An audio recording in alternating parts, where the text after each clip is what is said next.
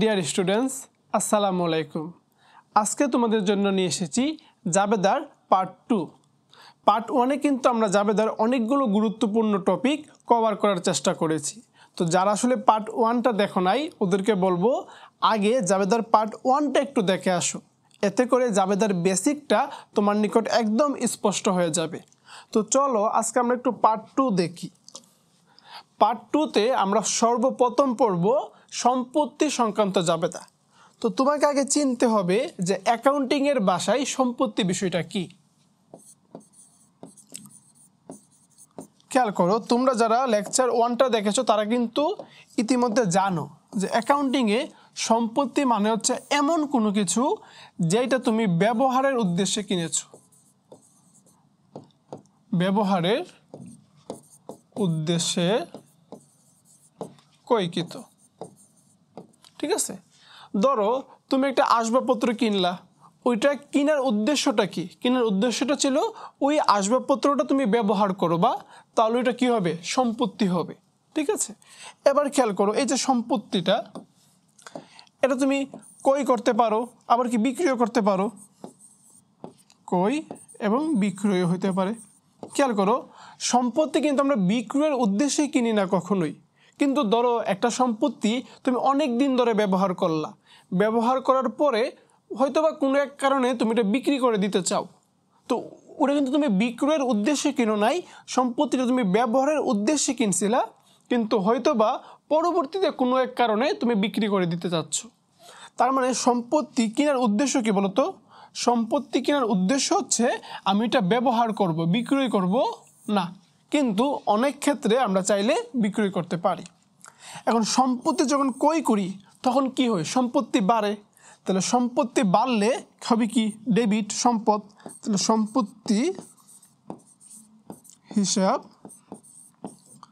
Debit. আবার ধরো তুমি যখন সম্পত্তি বিক্রি করে দিবা তখন কি হবে? সম্পত্তি কমে যাবে। তাহলে সম্পত্তি কমলে সম্পত্তি হিসাব কি হবে? সম্পত্তি হিসাব ক্রেডিট। ধরো আমি তোমাকে আরেকটু ইজি করে এক্সাম্পলটা দিচ্ছি, খেয়াল করো। ধরো তুমি আসবাবপত্র কিনবা, তাহলে আসবাবপত্র যদি কিনো তাহলে কি হবে? আসবাবপত্র বৃদ্ধি পাবে, আর আসবাবপত্র বৃদ্ধি পেলে এই সম্পত্তির জায়গায় লিখবা আসবাবপত্র হিসাব ডেবিট। ঠিক আছে, সেম ধরো তুমি কোনো কারণে আসবাবপত্র সেল করে দিলা, বিক্রি করে দিলা, তাহলে কি হয়? সম্পত্তির জায়গায় লিখবা আসবাবপত্র হিসাব ক্রেডিট। এবার চলো আমরা কিছু জাবেদা দেখি। 10,000 টাকার আসবাবপত্র নগদে ক্রয় করা হলো। খেয়াল করো, এখানে আমরা কি কিনেছি বলতো? এখানে আমরা আসবাবপত্র কিনেছি, এবং এইটা আমরা কিসে কিনেছি? নগদে কিনেছি। দেখো এখানে এই আসবাবপত্রটা আমরা কি বিক্রির উদ্দেশ্যে কিনেছি নাকি ব্যবহারের উদ্দেশ্যে কিনেছি কোনো কিছু বলা নাই। তাহলে স্বাভাবিকভাবে আসবাবপত্রটা কি? একটা সম্পদ, তুমি এটাকে সম্পদ ধরে নিবা। ওকে, আচ্ছা। তো এবার তুমি ভাবো তো যে অ্যাকাউন্টিংয়ের বেসিক সূত্র, যে জাবেদার ক্ষেত্রে কি আসলো আর কি চলে গেল।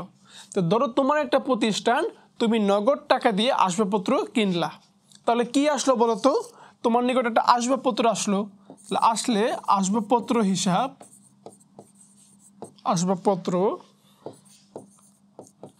হিসাব ডেবিট। কত টাকা? 10,000 টাকা। আচ্ছা, আর তুমি যে নগদে কিনলা, তাহলে নগদে ক্রয় করার ফলে তোমার নিকট থেকে কি চলে গেল? তোমার নিকট থেকে নগদ টাকা চলে গেছে, তাহলে নগদান হিসাব ক্রেডিট। কত টাকা বলো তো? 10,000 টাকা। এবার খেয়াল করো, অফিস সরঞ্জাম কই? আচ্ছা, একটু খেয়াল করো, এই যে অফিস সরঞ্জাম বিষয়টা কি আর আসবাবপত্র বিষয়গুলো কি। অ্যাকাউন্টিংয়ের ক্ষেত্রে নর্মালি যেই বিষয়গুলো আমরা কাঠ দিয়ে তৈরি করি, ধরো যে চেয়ার, টেবিল, ফার্নিচার, আলমারি, এই বিষয়গুলো নর্মালি হচ্ছে কি তোমার আসবাবপত্র। আর যেই বিষয়গুলো নর্মালি কি তোমার ইলেকট্রিক মাধ্যমে চলে, হ্যাঁ, ইলেকট্রিক মাধ্যমে চলে, ধরো যে আমি যদি বলি যে এসি, ফিজ, এই যে বিষয়গুলো, কম্পিউটার, হ্যাঁ, এগুলোকে আমরা বলি কি অফিস সরঞ্জাম। তাহলে আমি কি বলছিলাম যে অফিস সরঞ্জাম যদি তুমি কিনো তাহলে কি তোমার প্রতিষ্ঠানের বা তোমার কোম্পানিতে অফিস সরঞ্জাম বৃদ্ধি পাবে। তো সম্পত্তি বৃদ্ধি পেলে ওই সম্পত্তির নাম লিখতে হবে, নাম কি অফিস সরঞ্জাম। তাহলে অফিস সরঞ্জাম হিসাব, তাহলে সম্পত্তি বাড়লে কি বলতো ডেবিট, তাহলে অফিস সরঞ্জাম হিসাব ডেবিট কত টাকা বলতো 30,000 টাকা। আচ্ছা এবার খেয়াল করো, তুমি যেহেতু অফিস সরঞ্জাম কিনেছো, এটা কি নগদে কিনেছো নাকি বাকিতে কিনেছো, কোনো কিছু বলা নাই। তো কোনো কিছু বলা না থাকলে ধরে নিতে হবে কি নগদে। তাহলে তোমার নগদ টাকা চলে গেছে, তাহলে নগদান হিসাব ক্রেডিট।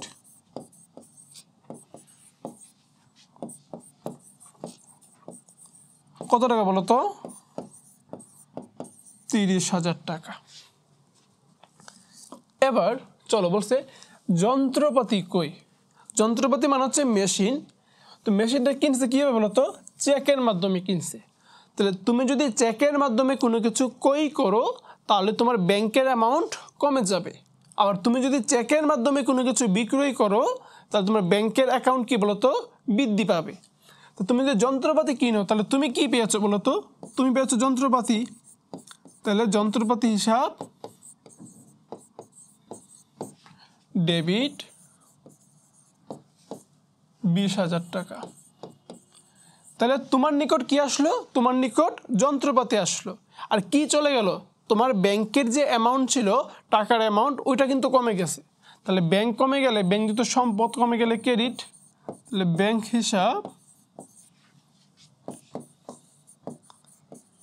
ক্রেডিট কত টাকা 20,000 টাকা।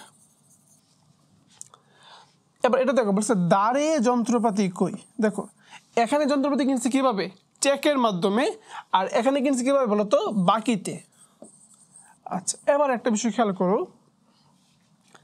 বাকিতে যখন আমরা পণ্য কিনবো, বাকিতে পণ্য কই, পণ্য প্রোডাক্ট কিনবো, তখন বাকিতে পণ্য কইয়ের সাথে যে জড়িত বা যে পক্ষটা জড়িত তাকে বলা হয় পাওনাদার। পাওনাদার, হ্যাঁ, ধরো মানে এই যে বাকিতে পণ্যটা কার নিকট থেকে আসে, যে ব্যক্তির নিকট থেকে আসে বা যে প্রতিষ্ঠানের নিকট থেকে আসে ওই ব্যক্তিকে বা ওই প্রতিষ্ঠানকে আমরা কি বলি পাওনাদার বলি। কিন্তু সম্পত্তির ক্ষেত্রে, সম্পত্তির ক্ষেত্রে আমরা যদি দাঁড়ে সম্পত্তি কিনি, হ্যাঁ দাঁড়ে সম্পত্তি ক্রয় করি, তাহলে সম্পত্তির ক্ষেত্রে ওই সম্পত্তিটা যার নিকট থেকে আসবে তাকে বলা হবে সরবরাহকারী হিসাব। কি বলতো সরবরাহকারী হিসাব। তাহলে তুমি যদি যন্ত্রপাতি কিনো, এটা সম্পত্তি, তাহলে এখানে লিখতে হবে যন্ত্রপাতি সরবরাহকারী হিসাব। ধরো তুমি আসবাবপত্র কিনলা, তাহলে এখানে লিখতে হবে আসবাবপত্র সরবরাহকারী হিসাব। ধরো তুমি অফিস সরঞ্জাম কিনলা, তাহলে লিখতে হবে কি অফিস সরঞ্জাম সরবরাহকারী হিসাব। মানে এই যে এখানে হবে সম্পত্তির নামটা, এখন হবে কি সম্পত্তির নাম, তারপরে বসিয়ে দিবে কি সরবরাহকারী হিসাব।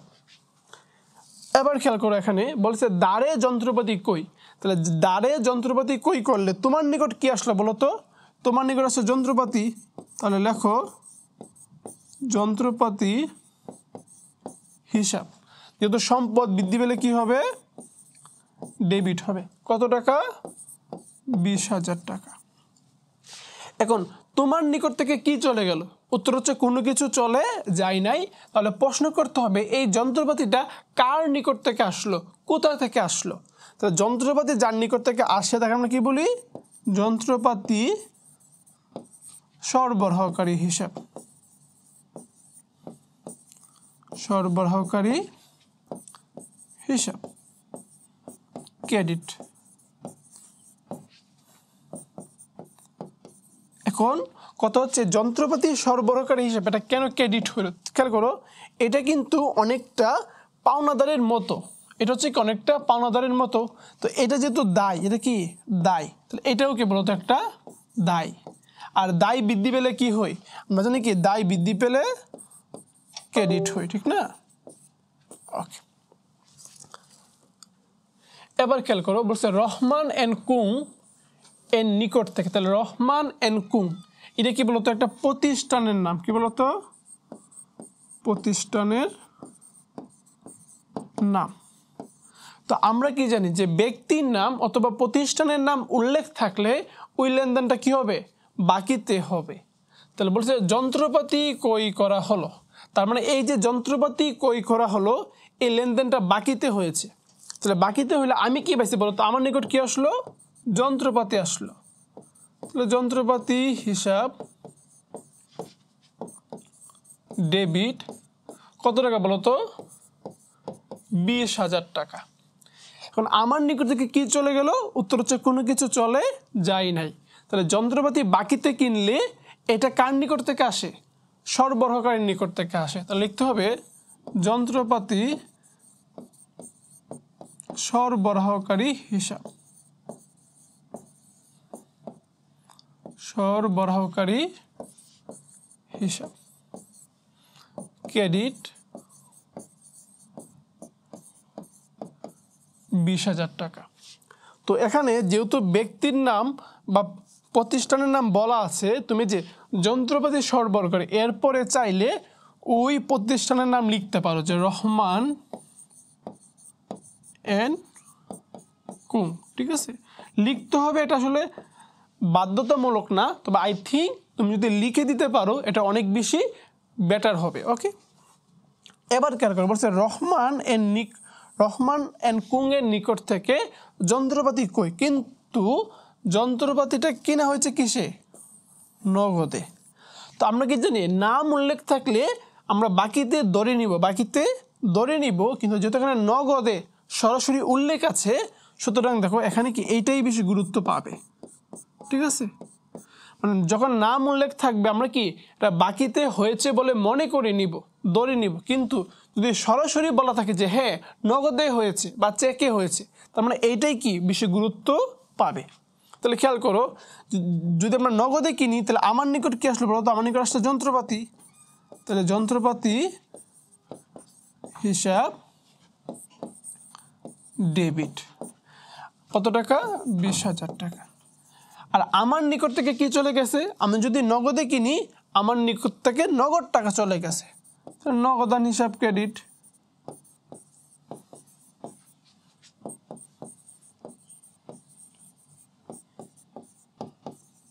20,000 টাকা।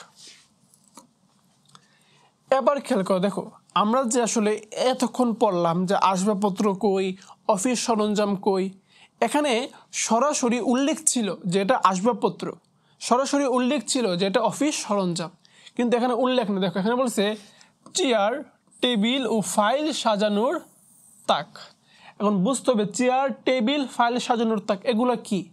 তো আমি বলছিলাম যে সাধারণত যে বিষয়গুলো কাঠ দিয়ে তৈরি করা যায় ওইগুলোকে আমরা বলি কি? আসবাবপত্র। সুতরাং আমরা এটাকে কি ধরবো বলতো? আসবাবপত্র ধরে নিব। তাহলে আসবাবপত্র ধরলে দেখো এখানে কি নগদে বা বাকিতে কোনো কিছু উল্লেখ নাই, আমাদেরকে ধরে নিতে হবে এটা কি? নগদে। এবার খেয়াল করো, তাহলে আমি কি পাইছি বা আমার নিকট কি আসলো? আমার নিকট আসছে আসবাবপত্র। তাহলে আসবাবপত্র, খেয়াল করো তুমি কিন্তু এখানে চেয়ার, টেবিল লিখতে পারবে না, কারণ অ্যাকাউন্টিংয়ে একটা নাম দেওয়া আছে, প্রত্যেকটা হিসাবে একটা টাইটেল আছে, একটা নাম আছে, ওই নামটাই লিখতে হবে। ঠিক আছে, তাহলে চেয়ার, টেবিল, ফাইল সাজানোর তাক এগুলোকে অ্যাকাউন্টিংয়ের ভাষায় বলা হয় আসবাবপত্র। তাহলে আসবাবপত্র হিসাব ডেবিট। আচ্ছা, আর আমার নিকট থেকে কি চলে গেছে? যেহেতু কোনো কিছু বলা নাই মানে নগদে, তাহলে আমার নিকট থেকে নগদ টাকা চলে গেছে, তাহলে হবে নগদান হিসাব ক্রেডিট। ওকে, এবার খেয়াল করো, অফিসের জন্য আলমারি ও দরজা কই? আলমারি ও দরজা কই? তাহলে এই যে আলমারি এবং দরজা এগুলো তো কি নর্মালি কাঠের হয়, তাহলে এগুলোকে আমরা আসবাবপত্রে ধরবো, ঠিক না? তো এটার জায়গা কিন্তু সেম এটাই হবে, এই জায়গাটা কি সেম এটাই হবে, কোনো পার্থক্য নেই এখানে। ঠিক আছে, থিয়েটারের জন্য চেয়ার, টেবিল কই? থিয়েটার দেখো চেয়ার, টেবিল, হ্যাঁ এই যে চেয়ার, টেবিল এগুলো কি নর্মালি কাঠের হয়, তো কাঠের জিনিসগুলোকে আমরা কি বলবো? আসবাবপত্র বলবো, আসবাবপত্র। তাহলে আমি যদি আসবাবপত্র কিনি তাহলে আমার নিকট কি আসলো বলো তো, আমার নিকট আসবাবপত্র আসলো। তাহলে আসবাবপত্র হিসাব ডেবিট। আচ্ছা, তো এটাকে আমি নগদে কিনেছি নাকি বাকিতে কিনেছি কোনো কিছু বলা নাই, তো আমাকে ধরে নিতে হবে লেনদেনটা নগদে হয়েছে। তাহলে আমার নিকট থেকে কি চলে গেছে, নগদ টাকা। তাহলে নগদান হিসাব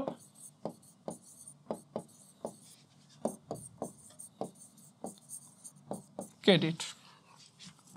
এবার এই লেনদেনটা একটু দেখো, বলছে কম্পিউটার কই।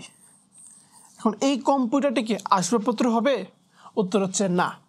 নর্মালি যেই বিষয়গুলা তোমার বিদ্যুতের মাধ্যমে চলে বা ইলেকট্রিক যে বিষয়গুলো আছে ওইগুলোকে অ্যাকাউন্টিংয়ের ভাষায় বলা হয় অফিস সরঞ্জাম। ধরো যে এসি, টিভি, কম্পিউটার, ল্যাপটপ, হ্যাঁ, এই বিষয়গুলোকে কি বলে, অফিস সরঞ্জাম বলে। তাহলে এই সম্পত্তির নাম কি, সম্পত্তির নাম হচ্ছে অফিস সরঞ্জাম। তাহলে তুমি যদি কম্পিউটার কিনো তাহলে তোমার নিকট কি আসলো, তোমার নিকট আসলো অফিস সরঞ্জাম। তাহলে অফিস সরঞ্জাম হিসাব ডেবিট। আর যেহেতু কোনো কিছু বলা নাই তার মানে তুমি নগদে কিনছো, তাহলে নগদান হিসাব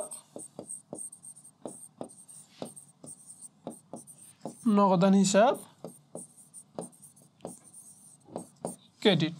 ওকে, এবার খেয়াল করো, বলতে অফিসে ব্যবহারের জন্য একটা এসি কই, এসি যে বলতো এসিটা এটা কি বিদ্যুতের মাধ্যমে চলে।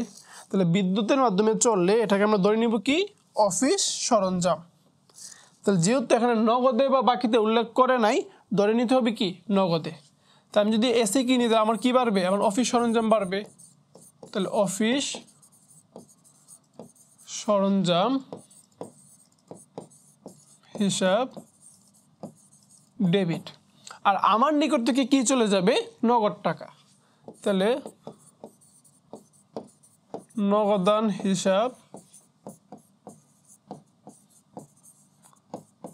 ক্রেডিট। ওকে, এবার খেয়াল করো এখানে কি বলছে, বলছে 5,000 টাকার একটি আসবাবপত্রের বিনিময়ে যন্ত্রপাতি আনা হলো। ধরো যে আমার নিকট একটা আসবাবপত্র ছিল, ওইটার বিনিময়ে আমি কি আনলাম, যন্ত্রপাতি আনলাম। তার বলতো আমি কি পাইলাম, আমার নিকট কি আসলো, আমার নিকট যন্ত্রপাতিটা আসলো। আর কি চলে গেল, আসবাবপত্র চলে গেল, ঠিক না। আমি যদি আসবাবপত্রের বিনিময়ে যন্ত্রপাতি আনি তার মানে আমার কাছে যন্ত্রপাতি আসলো আর আসবাবপত্রটিকে আমার নিকট থেকে চলে গেল। তো যন্ত্রপাতি আসলে যেহেতু সম্পদ, তাহলে যন্ত্রপাতি হিসাব, সম্পদ বাড়লে কি হবে, সম্পদ বাড়লে ডেবিট। তাহলে যন্ত্রপাতি হিসাব ডেবিট। আর এখানে কি চলে গেছে বলতো, আসবাবপত্র চলে গেছে। তাহলে আসবাবপত্র হিসাব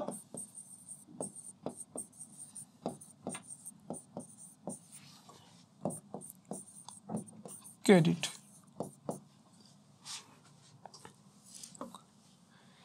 এবার একটা বিষয় খেয়াল করো, ধরো আমরা যখন একটা সম্পত্তি বিক্রয় করি, হ্যাঁ, তো বিক্রি করার ক্ষেত্রে অনেক সময় এমন হয় যে আমার আসলে বিক্রয় করতে গিয়া আমার লাভ হয়েছে, আবার অনেক সময় এমন হয় যে বিক্রি করতে গিয়ে আমার ক্ষতিও হইতে পারে। ধরো একটা সম্পত্তি, হ্যাঁ, ধরো যে একটা তোমার সম্পত্তিটা তোমার দাম হচ্ছে, মানে সম্পত্তির দাম অ্যাকচুয়াল দাম হচ্ছে 2,000 টাকা। ধরো সম্পত্তিটার অ্যাকচুয়াল দাম হচ্ছে 2,000 টাকা, তুমি বিক্রি করছো সম্পত্তিটা 2,500 টাকা। তো খেয়াল করো সম্পত্তির দাম কত, 2,000, তুমি বিক্রি করছো কত, 2,500। তো তোমার লাভ হইলো কত বলো তো, তোমার লাভ হয়েছে 500 টাকা। এবার একটু খেয়াল করো, তো আমি যখন বলবো যে এই সম্পত্তির দাম ছিল 2,000 টাকা, আমি বিক্রি করছি কত, 2,500 টাকা, আমার লাভ হয়েছে কত, 500 টাকা।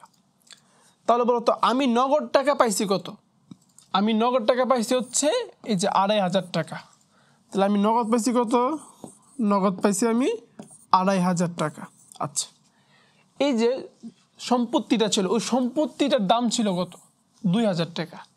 তো ধরো আমার কাছে 2,000 টাকা একটা সম্পত্তি ছিল, ওই সম্পত্তিটা আমি বিক্রি করে দিছি।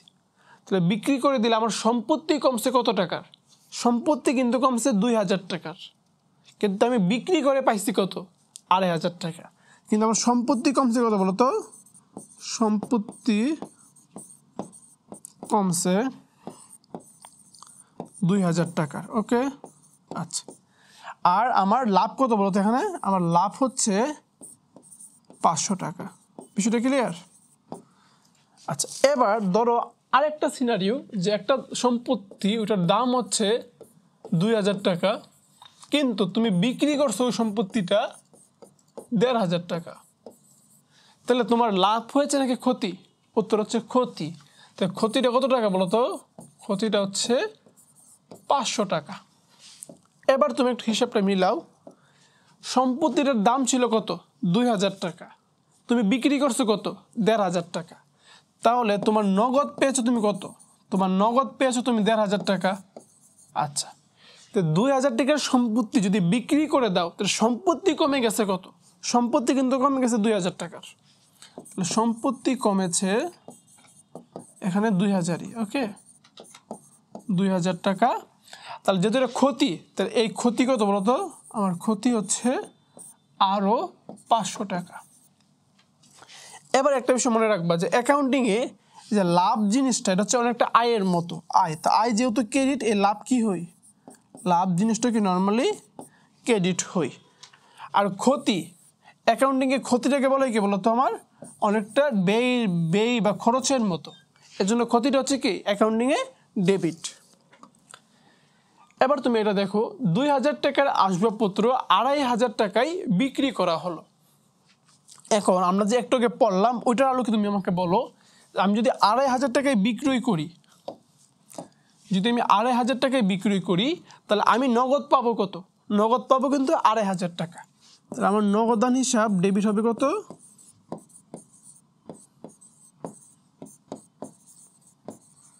ডেবিট হবে 2500 টাকা। আচ্ছা, এবার খেয়াল করো, আমার আসবাবপত্রের দাম ছিল কত? 2000 টাকা। তাহলে বিক্রি করলে আমার আসবাবপত্র কমে গেছে কত? যত দাম ছিল তত। তাহলে আমি যদি 2000 টাকার আসবাবপত্র বিক্রয় করি, তাহলে আমার আসবাবপত্র কমে যাবে 2000 টাকার। তাহলে আমার আসবাবপত্র হিসাব ক্রেডিট হবে কত? যেহেতু কমে গেছে, সম্পত্তি কমলে ক্রেডিট, তাহলে আসবাবপত্র হিসাব আমার ক্রেডিট হবে তোমার 2000 টাকা। আচ্ছা, বলো তো এখানে আমার লাভ হয়েছে নাকি ক্ষতি? এই দেখো, 2000 টাকার জিনিসটা বিক্রি করছে কত? 2500 টাকা। তার মানে আমার এখানে কি হয়েছে? লাভ হয়েছে। কত টাকা লাভ? 500 টাকা। আর লাভ সবসময় কি হবে এক্ষেত্রে? ক্রেডিট। তো লিখতে হবে যে আসবাবপত্র বিক্রি করছো না, লিখতে হবে আসবাবপত্র বিক্রয়জনিত লাভ। আসবাবপত্র বিক্রয়জনিত লাভ। লাভ কি হবে? ক্রেডিট। লেখো ক্রেডিট 500 টাকা। ক্লিয়ার বিষয়টা? আচ্ছা, চলো আমরা আরেকটা দেখি। 2000 টাকার একটা আসবাবপত্র আমরা বিক্রি করছি কত? 1500 টাকা। তাহলে আমি যদি আসবাবপত্রটা 1500 টাকায় বিক্রি করি, তাহলে আমি নগদে পেয়েছি কত বলো তো? আমি নগদে পেয়েছি 1500। তা আমার নগদান হিসাব সম্পত্তি বাড়বে কত এখানে? 1500। আচ্ছা, এবার খেয়াল করো আমার এখানে লাভ নাকি ক্ষতি? উত্তর হচ্ছে ক্ষতি। কত টাকা? 500 টাকা। তাহলে ক্ষতি কি হই? ক্ষতি হচ্ছে ডেবিট। লিখবা আসবাবপত্র বিক্রয়জনিত ক্ষতি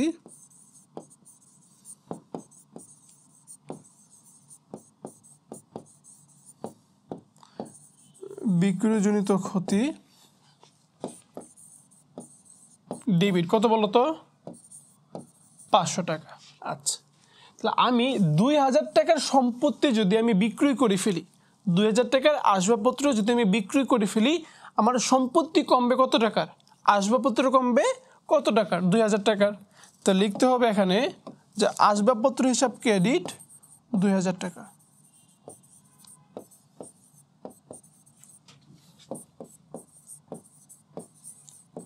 ক্রেডিট 2000 টাকা। সম্পত্তি কমলে কি হবে? ক্রেডিট হবে। ওকে, এবার খেয়াল করো বহন খরচের যে একটা ব্যাপার আছে। ধরো তুমি একটা সম্পত্তি কিনলা, তো সম্পত্তি ক্রয় করার পরে ধরো যে নর্মালি কি হয়, বড় বড় যে সম্পদগুলো থাকে ওগুলো অনেক সময় কোম্পানি বিদেশ থেকে কিনে। তো ধরো যে বিদেশ থেকে একটা সম্পত্তি কেনার পর থেকে ওই সম্পত্তিটা ধরো যে জাহাজে করে বা ধরো যে ইয়ারে বা বিমানে করে তুমি দেশে আনলা। দেশে আনার পরে যে পোর্টে নামানো হবে, তো ওইখান থেকে তোমাকে একটা ডক চার্জ দিতে হবে, তারপর ধরো যে তোমাকে ট্যাক্স দিতে হবে, বিভিন্ন কাস্টম ডিউটি দিতে হবে, হ্যাঁ, আরও বিভিন্ন ধরো যে অনেক ধরনের খরচ থাকে। তারপর ওইখান থেকে ওই যন্ত্রপাতিটা বা ওই সম্পত্তিটা তুমি তোমার অফিসে নিয়ে আসবা, ওইখানে ধরো যে একটা পরিবহন খরচ আছে, আসা যাওয়ার একটা খরচ আছে। তারপর ধরো যে ওই সম্পত্তিটা তুমি আসলে তোমার যে মনে হয় তুমি ব্যান দিয়ে নিয়ে আসলা বা ট্রাক দিয়ে নিয়ে আসলে, ওই ট্রাক থেকে যে আবার সম্পত্তিটা নামানো হবে, হ্যাঁ, যারা আসলে লেবার থাকবে, শ্রমিক থাকবে, ওদের একটা মজুরি আছে। তারপর ওই সম্পত্তির ধরো যে ফিটিং করতে হবে, সেট আপ করতে হবে, ওই সেট আপের জন্য তুমি একজন ইঞ্জিনিয়ার নিয়ে আসলা, তার একটা আলাদা খরচ আছে, ঠিক না? তো সেমভাবে ধরো তুমি পণ্য কিনলা, আমরা তো পণ্য বুঝি, ঠিক না, প্রোডাক্ট, আমরা আসলে যে জিনিসটা বিক্রির উদ্দেশ্যে কিনি ওটাই তো পণ্য। তো পণ্য কেনার ক্ষেত্রেও কিন্তু তোমার একটা পরিবহন খরচ থাকে, একটা মজুরির ব্যাপার স্যাপার থাকে, ঠিক না? তার মানে এই যে ধরো যে বহন খরচ বা ধরো যে আরো যাবতীয় যে খরচ আছে, এগুলো কি সম্পত্তির সাথেও জড়িত, আবার কি বলতো পণ্যের সাথেও জড়িত। বিষয়টা ক্লিয়ার? এবার এখান থেকে তুমি কিছু বিষয় খেয়াল করো। ধরো সম্পত্তির ক্ষেত্রে একটা সম্পত্তি ক্রয় করা থেকে শুরু করে, দেখো একটা সম্পত্তি ক্রয় করা থেকে শুরু করে ওই সম্পত্তিটাকে চালু করা পর্যন্ত, খেয়াল করো, একটা সম্পত্তি কি বলছে বলতো, ক্রয় করা থেকে শুরু করে ওই সম্পত্তিটা চালু করা পর্যন্ত যাবতীয় যা খরচ হবে সবগুলো খরচ লিখতে হবে কি ওই সম্পত্তির নামে, ওই সম্পত্তির নামে লিখতে হবে। সেটা বুঝতে পারছো কিনা আমি একটু পরে এক্সাম্পল দেব। এতটুকু মনে করছে ক্রয় করা থেকে শুরু করে চালু করা পর্যন্ত যত খরচ হবে সবগুলো হবে কার নামে বলো তো, সম্পত্তির নামে হবে। ক্লিয়ার? আমি তোমাকে আরেকটু এক্সাম্পল দিই। তুমি দেখো রংপুর, হ্যাঁ, তো তুমি ঢাকা থেকে একটা এসি কিনলা, তো ধরো যে এসির দাম হচ্ছে ধরো তোমার 70,000 টাকা, এসির দাম 70,000 টাকা। এখন ঢাকা থেকে তুমি যে এসিটা কিনলা ওটা ধরো যে পরিবহন খরচ আছে আরো 3,000 টাকা, ঠিক আছে? এখন তুমি বলো তো, এই যে তুমি 70,000 টাকাতে এসি কিনলা, পরিবহন খরচ কত? 3,000 টাকা। তো কেউ যদি তোমাকে জিজ্ঞেস করে যে ভাই এসিটার দাম কত, তুমি কি ওই 3,000 টাকা বাদ দিয়ে বলবা, নাকি 3,000 টাকা সহ বলবা যে ভাই এসিটার দাম সব মিলিয়ে 73,000 টাকা পড়েছে, ঠিক না? তো সম্পত্তির ক্ষেত্রে ওই সম্পত্তির যে বহন খরচ বা সম্পত্তি ক্রয় করা থেকে শুরু করে চালু করা পর্যন্ত যত খরচ থাকবে সবগুলো ওই সম্পত্তির নামে লিখতে হবে, ঠিক আছে? আর ধরো যে পণ্যের ক্ষেত্রে ক্রয় করা থেকে শুরু করে, হ্যাঁ, ক্রয় করা থেকে শুরু করে আরো যত খরচ থাকবে, মানে আনুষঙ্গিক খরচ থাকবে যত, ধরো যে মজুরি খরচ, হ্যাঁ, ডক চার্জ, পরিবহন খরচ, যত আনুষঙ্গিক খরচ আছে, যত আনুষঙ্গিক খরচ, ওকে, যত আনুষঙ্গিক খরচ আছে, হ্যাঁ, প্রত্যেকটা খরচকে আলাদা করে লিখতে হবে, বুঝতে পারছো? প্রত্যেকটা খরচকে বলতো আলাদা করে লিখতে হবে, ওই পণ্যের মধ্যে যাবে না, আলাদা হবে। আমি চলো একটা এক্সাম্পল দিই তোমাকে, হ্যাঁ, তুমি বুঝতে পারবা। ধরো যে আমি তোমাকে এখানে একটা এক্সাম্পল দিই।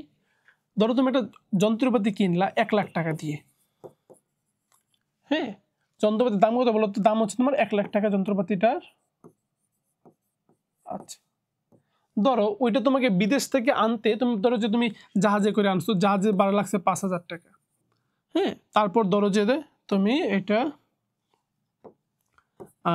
ডক চার্জ দিছো আরো 1,000 টাকা, ধরো যে ওটা তুমি ট্রাক দিয়ে তোমার অফিসে আনছো, ওখানে লাগছে আরো 2,000 টাকা, ধরো যে ওটা সেট আপ করতে লাগছে আরো 1,000 টাকা, হ্যাঁ, তাহলে এখন 1 লাখ 5, 6, 7, 8, 9, তাহলে তুমি যন্ত্রপাতি নামে তুমি যদি লেখো যে যন্ত্রপাতি হিসাব লিখবা না ডেবিট, তুমি কি লিখবা? যন্ত্রপাতি কিনলে যন্ত্রপাতি হিসাব ডেবিট। তো এই যে যন্ত্রপাতি হিসাব ডেবিটটা তুমি লিখলা, কত লিখবা? তুমি কি শুধু 1,000 টাকা লিখবা, মানে এখানে যে শুধু 1 লাখ টাকা আছে ওইটা লিখবা না, সবগুলো মিলিয়ে তোমাকে লিখতে হবে 1,09,000 টাকা। মানে তুমি সম্পত্তি কিনলে, খেয়াল করো, তুমি যদি সম্পত্তি কিনো তাহলে সম্পত্তি ক্রয় করা থেকে শুরু করে চালু করা পর্যন্ত যত রকমের খরচ আছে প্রত্যেকটা খরচ, যত রকমের খরচ আছে প্রত্যেকটা খরচকে তোমাকে লিখতে হবে ওই সম্পত্তির নামে। যে এখানে ধরো যে তোমার জাহাজ ভাড়ার জন্য কোনো আলাদা হিসাব হবে না, ডক চার্জের জন্য আলাদা হিসাব হবে না, পরিবহনের জন্য আলাদা হিসাব হবে না, সেট আপের জন্য আলাদা হিসাব হবে না, সবগুলো কই যাবে বলো তো? সবগুলো হিসাব যাবে কোথায়? যাবে তোমার যন্ত্রপাতিতে। বিষয়টা ক্লিয়ার? কিন্তু পণ্যের ক্ষেত্রে এমন হবে না।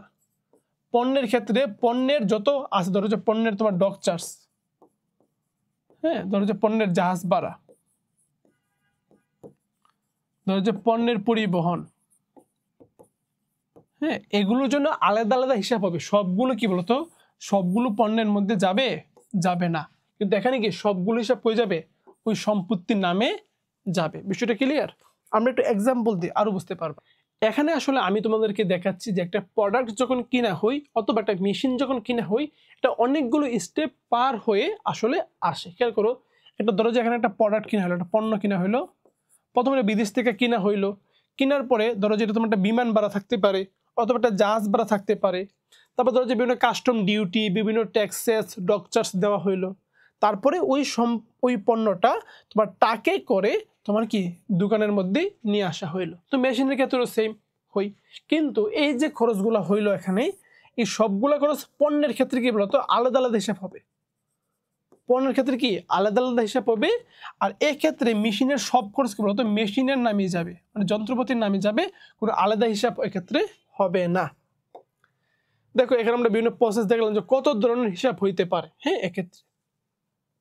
এবার খেয়াল করো, যন্ত্রপাতির পরিবহন ব্যয়, একটু মনোযোগ দাও।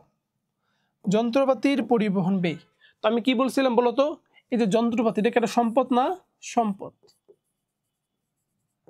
আমি কি বলছিলাম যে সম্পদের ক্ষেত্রে ক্রয় করা থেকে শুরু করে, এই যে ক্রয় করলাম শুরু করে ওই সম্পদটা চালু করা পর্যন্ত, মানে ওই সম্পদটা ইউজ করতে শুরু করলাম বা ওই যন্ত্রপাতিটা ইউজ করলাম শুরু করা পর্যন্ত বা চালু করা পর্যন্ত যা যা খরচ হবে সবগুলো কি ওই যন্ত্রপাতির নামিয়ে যাবে। তাহলে এই যে পরিবহন ব্যয়, তাহলে এখানে আমরা কি পরিবহন নামে কোনো আলাদা হিসাব করব না? কখনোই করব না। ওই যন্ত্রপাতির নামেই লিখবো যে যন্ত্রপাতি হিসাব, যন্ত্রপাতি হিসাব ডেবিট 15,000 টাকা। আর তোমার নগদ টাকা চলে গেছে না? তাহলে নগদান ক্রেডিট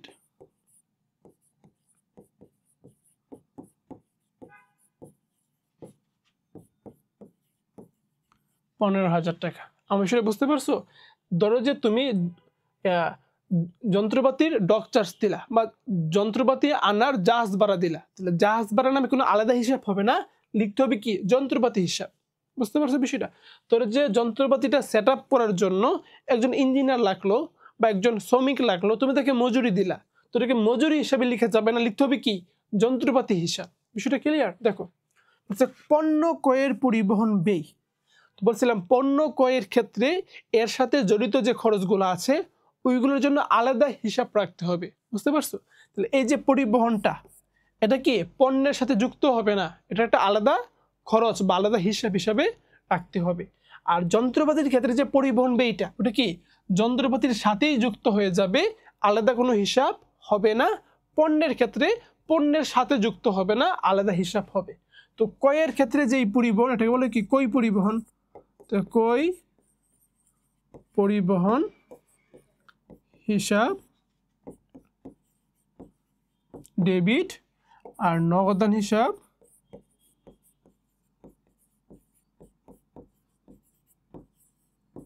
ক্রেডিট। বিষয়টাকে বুঝতে পারছো? এখানে খেয়াল করো তো যে এখানে তোমার যন্ত্রপাতির ক্ষেত্রে আমরা যন্ত্রপাতির নামই লিখতেছি হিসাবটা, কিন্তু পণ্যের ক্ষেত্রে কিন্তু পণ্যের নামই লিখতেছি না, কারণ হিসাবের জন্য একটা আলাদা সেপারেট টাইটেল আমরা লিখছি যে ক্রয় পরিবহন। এবার খেয়াল করো, আসিফের নিকট থেকে নগদে 10,000 টাকার পণ্য ক্রয় এবং নগদ বহন খরচ পরিশোধ কত বলো তো 200 টাকা। তাহলে পণ্য কিনলে খেয়াল করো, পণ্য কিনছি কত 10,000 টাকা। তাহলে পণ্য কিনলে আমার কাছে কি আসছে? পণ্য আসছে। তাহলে ক্রয় হিসাব ডেবিট কত বলতো 10,000 টাকা। বুঝো? আর এই যে বহন খরচ, এটা আমার খরচ না? খরচ। তাহলে কি বলছিলাম যে পণ্যের ক্ষেত্রে বহন খরচটা কি বহন খরচ নামই লিখতে হবে, পণ্যের সাথে যুক্ত হবে না। তাহলে লিখো যে ক্রয় পরিবহন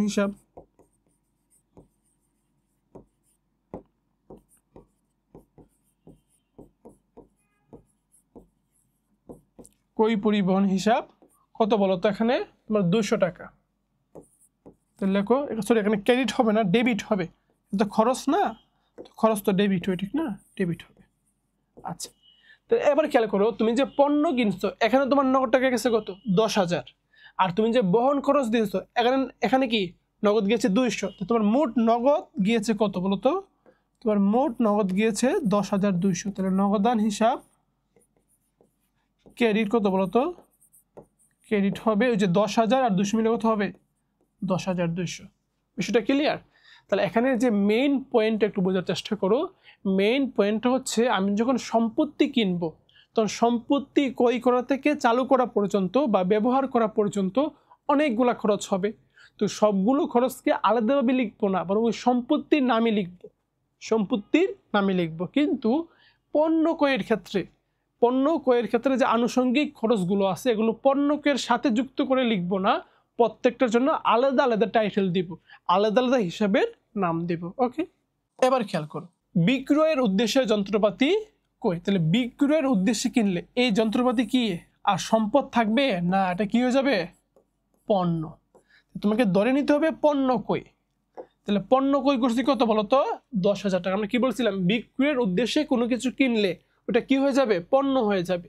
তাহলে এখানে পড়তে হবে কি? পণ্য কই 10,000 টাকা, যার বহন খরচ 1,000 টাকা। তা আমি বলছিলাম যে পণ্য ক্রয়ের সাথে যে আনুষঙ্গিক খরচ ওটা কি ক্রয়ের সাথে অ্যাড হবে না। ওকে, লেখো ক্রয় হিসাব ডেবিট কত বলো তো? আমরা ক্রয় করছি কত? 10,000 টাকা। আচ্ছা, আর এই যে বহন খরচ সেটাকে কি বলছিলাম? আলাদা করে লিখতে হবে। তো লিখবে ক্রয় পরিবহন ডেবিট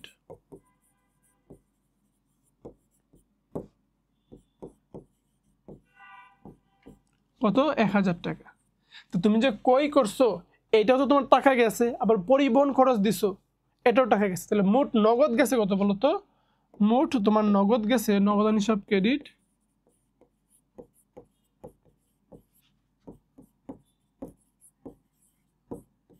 আমার 11,000 টাকা। দেখো তো আর কোনো কনফিউশন আছে বিষয়টাতে? একদম কিন্তু ইজি। এবার খেয়াল করো, বলছে যন্ত্রপাতি কই? কি কই বলো তো? যন্ত্রপাতি কই?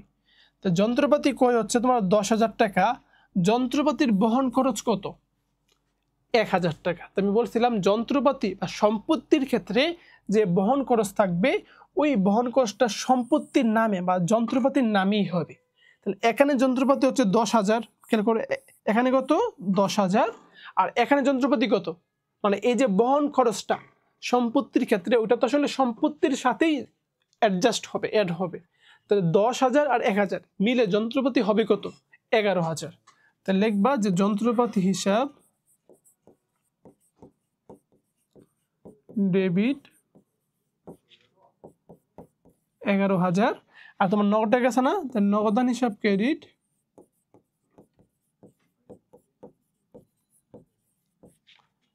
11,000। বিষয়টা বুঝতে পারছো? তো তোমার যন্ত্রপাতির ক্ষেত্রে সম্পত্তির ক্ষেত্রে বহন খরচটা কি হবে? ওই 1,000 টাকাটা এই 10,000-এর সাথে অ্যাড হবে। কিন্তু এক্ষেত্রে যদি বিক্রয়ের উদ্দেশ্যে মানে পণ্য, তাহলে পণ্য বুঝলে ওই 1,000 টাকা অ্যাড হবে না, বরং এটাকে আলাদা হিসাবে রাখতে হবে। হিসাবের নাম কি? হিসাবের নাম হচ্ছে এই যে ক্রয় পরিবহন। বুঝতে পারছো বিষয়টা? এবার চলো নেক্সটে যাই। বলছে যন্ত্রপাতির সংস্থাপন ব্যয়। সংস্থাপন হচ্ছে সেট আপ করা। তো আমি কি বলছিলাম যে সম্পত্তি ক্রয় করা থেকে শুরু করে সেট আপ করা পর্যন্ত বা চালু করা পর্যন্ত যা যা খরচ সবগুলো সম্পত্তির নামেই লিখতে হবে। তো এখানে যন্ত্রপাতির সংস্থাপন ব্যয় এটাকে যন্ত্রপাতির নামেই লিখতে হবে। তাহলে এখানে যন্ত্রপাতির নামে লিখলে আমার হবে যন্ত্রপাতি হিসাব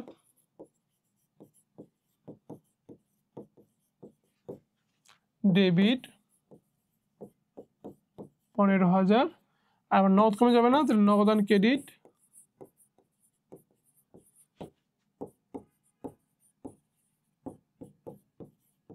15,000। এই হচ্ছে মূলত বিষয়।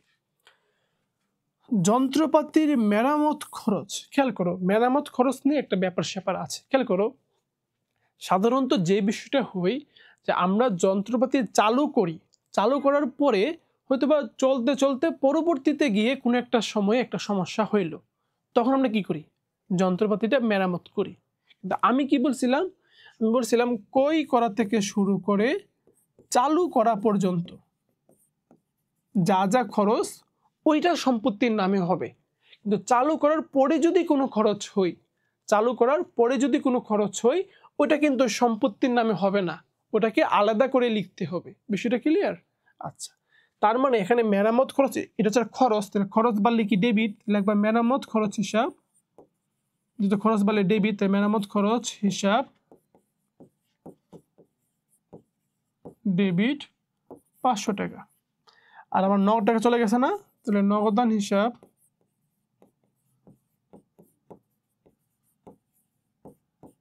ক্রেডিট 500 টাকা। এবার আমি একটু মেরামত নিয়ে আরো কিছু ব্যাপার স্যাপার বলি। ধরো তুমি একটা পুরাতন সম্পত্তি কিনলা, তা পুরাতন সম্পত্তি যে কিনলা বা একটা ধরো যে পুরাতন যন্ত্রপাতি কিনলা, যন্ত্রপাতিটা কেনার পরে এটাকে যদি তুমি চালু করতে চাও তাহলে কিছু মেরামত করতে হবে। তাহলে সেই ক্ষেত্রে যে মেরামতটা হবে ওটা কিন্তু চালু করার আগে হবে। বুঝতে তো বিষয়টা? ধরো তুমি একটা পুরাতন সাইকেল কিনলা, ধরো যে এখানে সাইকেলের মধ্যে অনেক কিছু নষ্ট আছে, তো তুমি যদি এটা ঠিক করতে চাও, মেরামত করতে চাও, তো এই যে মেরামতটা হবে এটা কিন্তু চালু করার আগে হবে। তো নর্মালি কি মেরামতটা চালু করার পরে হয়, কিন্তু পুরাতন যন্ত্রপাতি কিনলে মেরামত কি চালু করার আগে হবে। সেই ক্ষেত্রে কিন্তু ওই মেরামতটা যেহেতু চালু করার আগে হচ্ছে, খেয়াল করো, যেহেতু তোমার চালু করার আগে হচ্ছে ওই খরচটা, ওইটা কিন্তু যন্ত্রপাতির নামেই লিখতে হবে। বিষয়টা ক্লিয়ার? আবার ধরো অনেক সময় কি হয়, আমরা মানে যন্ত্রপাতির মধ্যে আমরা বড় রকমের বা খুব বড় অঙ্কের একটা অ্যামাউন্ট দিয়ে যন্ত্রপাতিটা মেরামত করি। ধরো যে বড় রকমের মেরামত হইলো, ধরো যন্ত্রপাতির দাম হচ্ছে 1 কোটি টাকা, 20 লাখ টাকা দিয়ে একটা বড় সড়ো রকমের মেরামত করলাম, তো সেক্ষেত্রে কিন্তু ওইটা আবার ওই যন্ত্রপাতির নামেই যাবে। ঠিক আছে? তাহলে মূল কথা হচ্ছে, যদি তোমাকে বলে যে ধরো যে সাধারণ মেরামত, সাধারণ যদি মেরামত বলে, মেরামত, হ্যাঁ, ওইটা কি বলতো, ওটা তোমার ওটা মেরামত নামে যাবে, মেরামত হিসাবেই যাবে। কিন্তু ধরো যে তোমাকে বলল যে পুরাতন যন্ত্রপাতি মেরামত, হ্যাঁ, পুরাতন যন্ত্রপাতি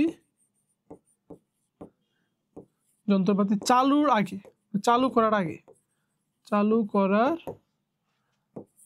আগে মেরামত, ওইটা কিন্তু তোমার যন্ত্রপাতির নামে যাবে, যন্ত্রপাতি হিসাবে হবে। বুঝতে পারছো?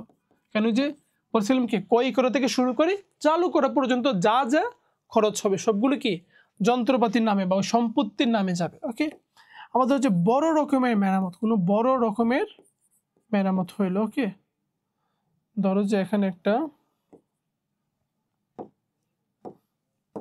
বড় রকমের মেরামত হইতে পারে না, বড় রকমের মেরামত, হ্যাঁ, তো ওইটা কিন্তু তোমার ওই ধরো যে যন্ত্রপাতির নামে বা ধরো যে ওই সম্পত্তির নামে যাবে। ওকে, আচ্ছা, এবার খেয়াল করো, এখানে বলছে যন্ত্রপাতি কই 10,000 টাকা, যার বহন খরচ 1,000 টাকা, সংস্থাপন বাবদ 500 টাকা ব্যয় করা হলো। সংস্থাপন মানে হচ্ছে সেট আপ করা, বলে না, সেট আপ করা, সেট আপ। ওকে, আচ্ছা, এখন খেয়াল করো, তার মানে এই যে 1,000 টাকা এটাও কি চালু করার আগের খরচ, এই যে 500 টাকা এটাও কি যন্ত্রপাতিটা চালু করার আগের খরচ। তো এই সবগুলো টাকা যাবে কোথায়, এই 10,000-এর সাথে যোগ করবো, তো 10,000 আর 1,000 মিলে হবে কত, 11,000, আর হচ্ছে 500, তাহলে মিলে কত হইলো 11,500। তো লিখতে হবে যন্ত্রপাতি হিসাব, যেহেতু যন্ত্রপাতি বাড়ছে ডেবিট, তো ডেবিট হবে কত বলতো 11,500, আর আমার 9 টাকা কমে গেছে না, তাহলে নগদান হিসাব ক্রেডিট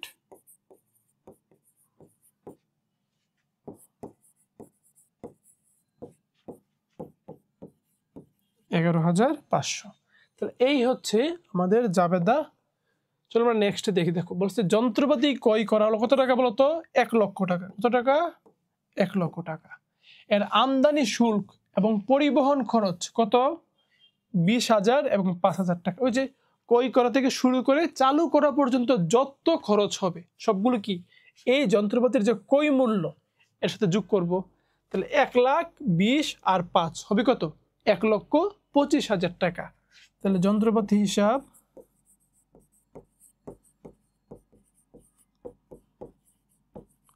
ডেবিট 1,20,000 25,000 টাকা।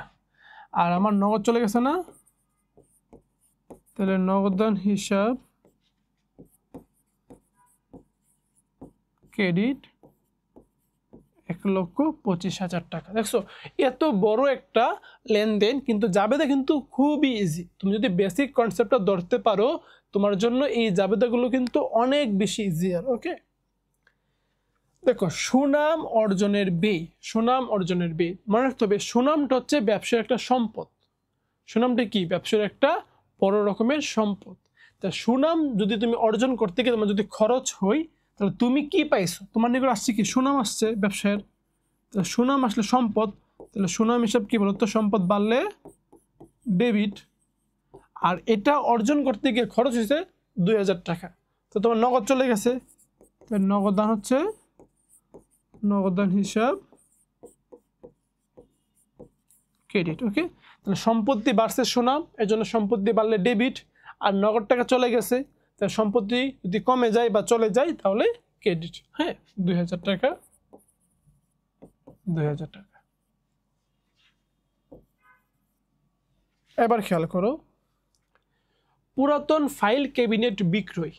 এই যে ফাইল ক্যাবিনেট, এগুলো হচ্ছে কি বলতো? আসবাবপত্র না, আসবাবপত্র। তুমি যদি আসলে আসবাবপত্র বিক্রয় করে ফেলো, হ্যাঁ, তো আমি কি বলছিলাম? আসবাবপত্র কিনলে আসবাবপত্র ডেবিট, আর আসবাবপত্র বিক্রি করলে কি? আসবাবপত্র ক্রেডিট। মানে সম্পত্তি কিনলে সম্পত্তি ডেবিট, সম্পত্তি বিক্রয় করলে কি? সম্পত্তি ক্রেডিট। তাহলে যদি আসবাবপত্র বিক্রি করতে হবে আসবাবপত্র হিসাব, আসবাবপত্র হিসাব আমার ক্রেডিট, ক্রেডিট হবে। আর আসবাবপত্র বিক্রির মাধ্যমে আমি কি পাইলাম? আমি নগদ টাকা পেয়েছি, তাহলে আমার নগদান হিসাব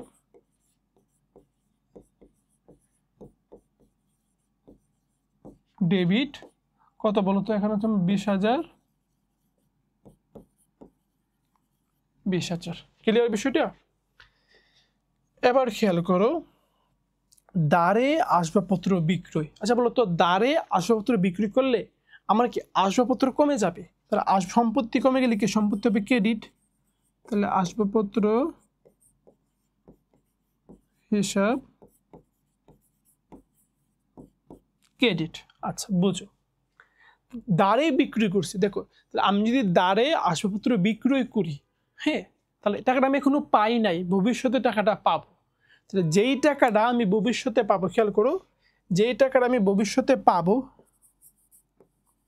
ভবিষ্যতে পাবো, একটা হচ্ছে ধরো যে ভবিষ্যতে দিব। তো যেই টাকাটা আমি ভবিষ্যতে পাবো ওইটা হচ্ছে প্রাপ্য হিসাব। কি বলতো? প্রাপ্য হিসাব। আর যে টাকাটা আমি ভবিষ্যতে দিব ওটা হচ্ছে কি? আমার পদেয় হিসাব। আমি যে দ্বারে আসবাবপত্র বিক্রয় করলাম, তার মানে কি? এই টাকাটা আমি ভবিষ্যতে পাবো, তাহলে ভবিষ্যতে পাইলে এটা হচ্ছে কি? আমার প্রাপ্য হিসাব, সম্পদ। তো সম্পদ বাড়লে কি? সম্পদ বাড়লে আমার ডেবিট। দেখছো, এই তো খুবই ইজি একদম, কিন্তু কম সময়ে জাবেদাগুলো হয়ে যাচ্ছে। ওকে, এবার খেয়াল করো, বলছে 20,000 টাকার আসবাবপত্র বিক্রি করে আমি নগদে পাইছি কত বলতো? নগদে পাইছি 10,000 টাকা। চেকে পাইছি কত বলতো? চেকে পাইছি 5,000 টাকা। তাহলে আসবাবপত্র বিক্রি করছি কত? 20,000। নগদে পাইছি কত? 10,000। চেকে পাইছি কত? 5,000। তা আরো যে 5,000 টাকা আছে, হ্যাঁ, মানে 20,000 হইতে হইলে এখানে 10 আর 5 15, আর লাগে কত? 5। ওই 5,000 টাকা কই গেল? ওটা হচ্ছে আমার বাকিতে। ওটা কি বলতো? বাকিতে।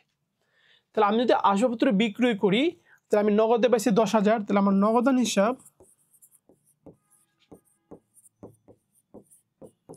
ডেবিট হবে 10,000 টাকা। আচ্ছা, চেক পাইছি, চেক পেলে কি হবে? আমার ব্যাংকের টাকা বাড়বে, তাহলে ব্যাংক হিসাব ডেবিট হবে কত বলতো? আমার 5,000। আচ্ছা, আর বাকি 5,000 কি? বাকিতে। মানে আমি 20,000 টাকার আসবাবপত্র বিক্রি করছি, 10,000 টাকা পেয়েছি নগদে, 5,000 টাকা পেয়েছি কি? চেকে। তা আরো যে 5,000 আছে ওটা আমি এখনো পাইনি, ভবিষ্যতে পাবো। তো যেটা ভবিষ্যতে পাবো ওটা হচ্ছে প্রাপ্য হিসাব। তাহলে প্রাপ্য হিসাব ডেবিট কত বলো তো 5,000 টাকা ক্লিয়ার আচ্ছা আর আমি যে 20,000 টাকার আসবাবপত্র বিক্রি করলাম আমার নিকট থেকে দেখো এই সবগুলোকে আমার নিকট আসছে বা ভবিষ্যতে আসবে কিন্তু চলে গেল কি আসবাবপত্র চলে গেল তাহলে আসবাবপত্র হিসাব ক্রেডিট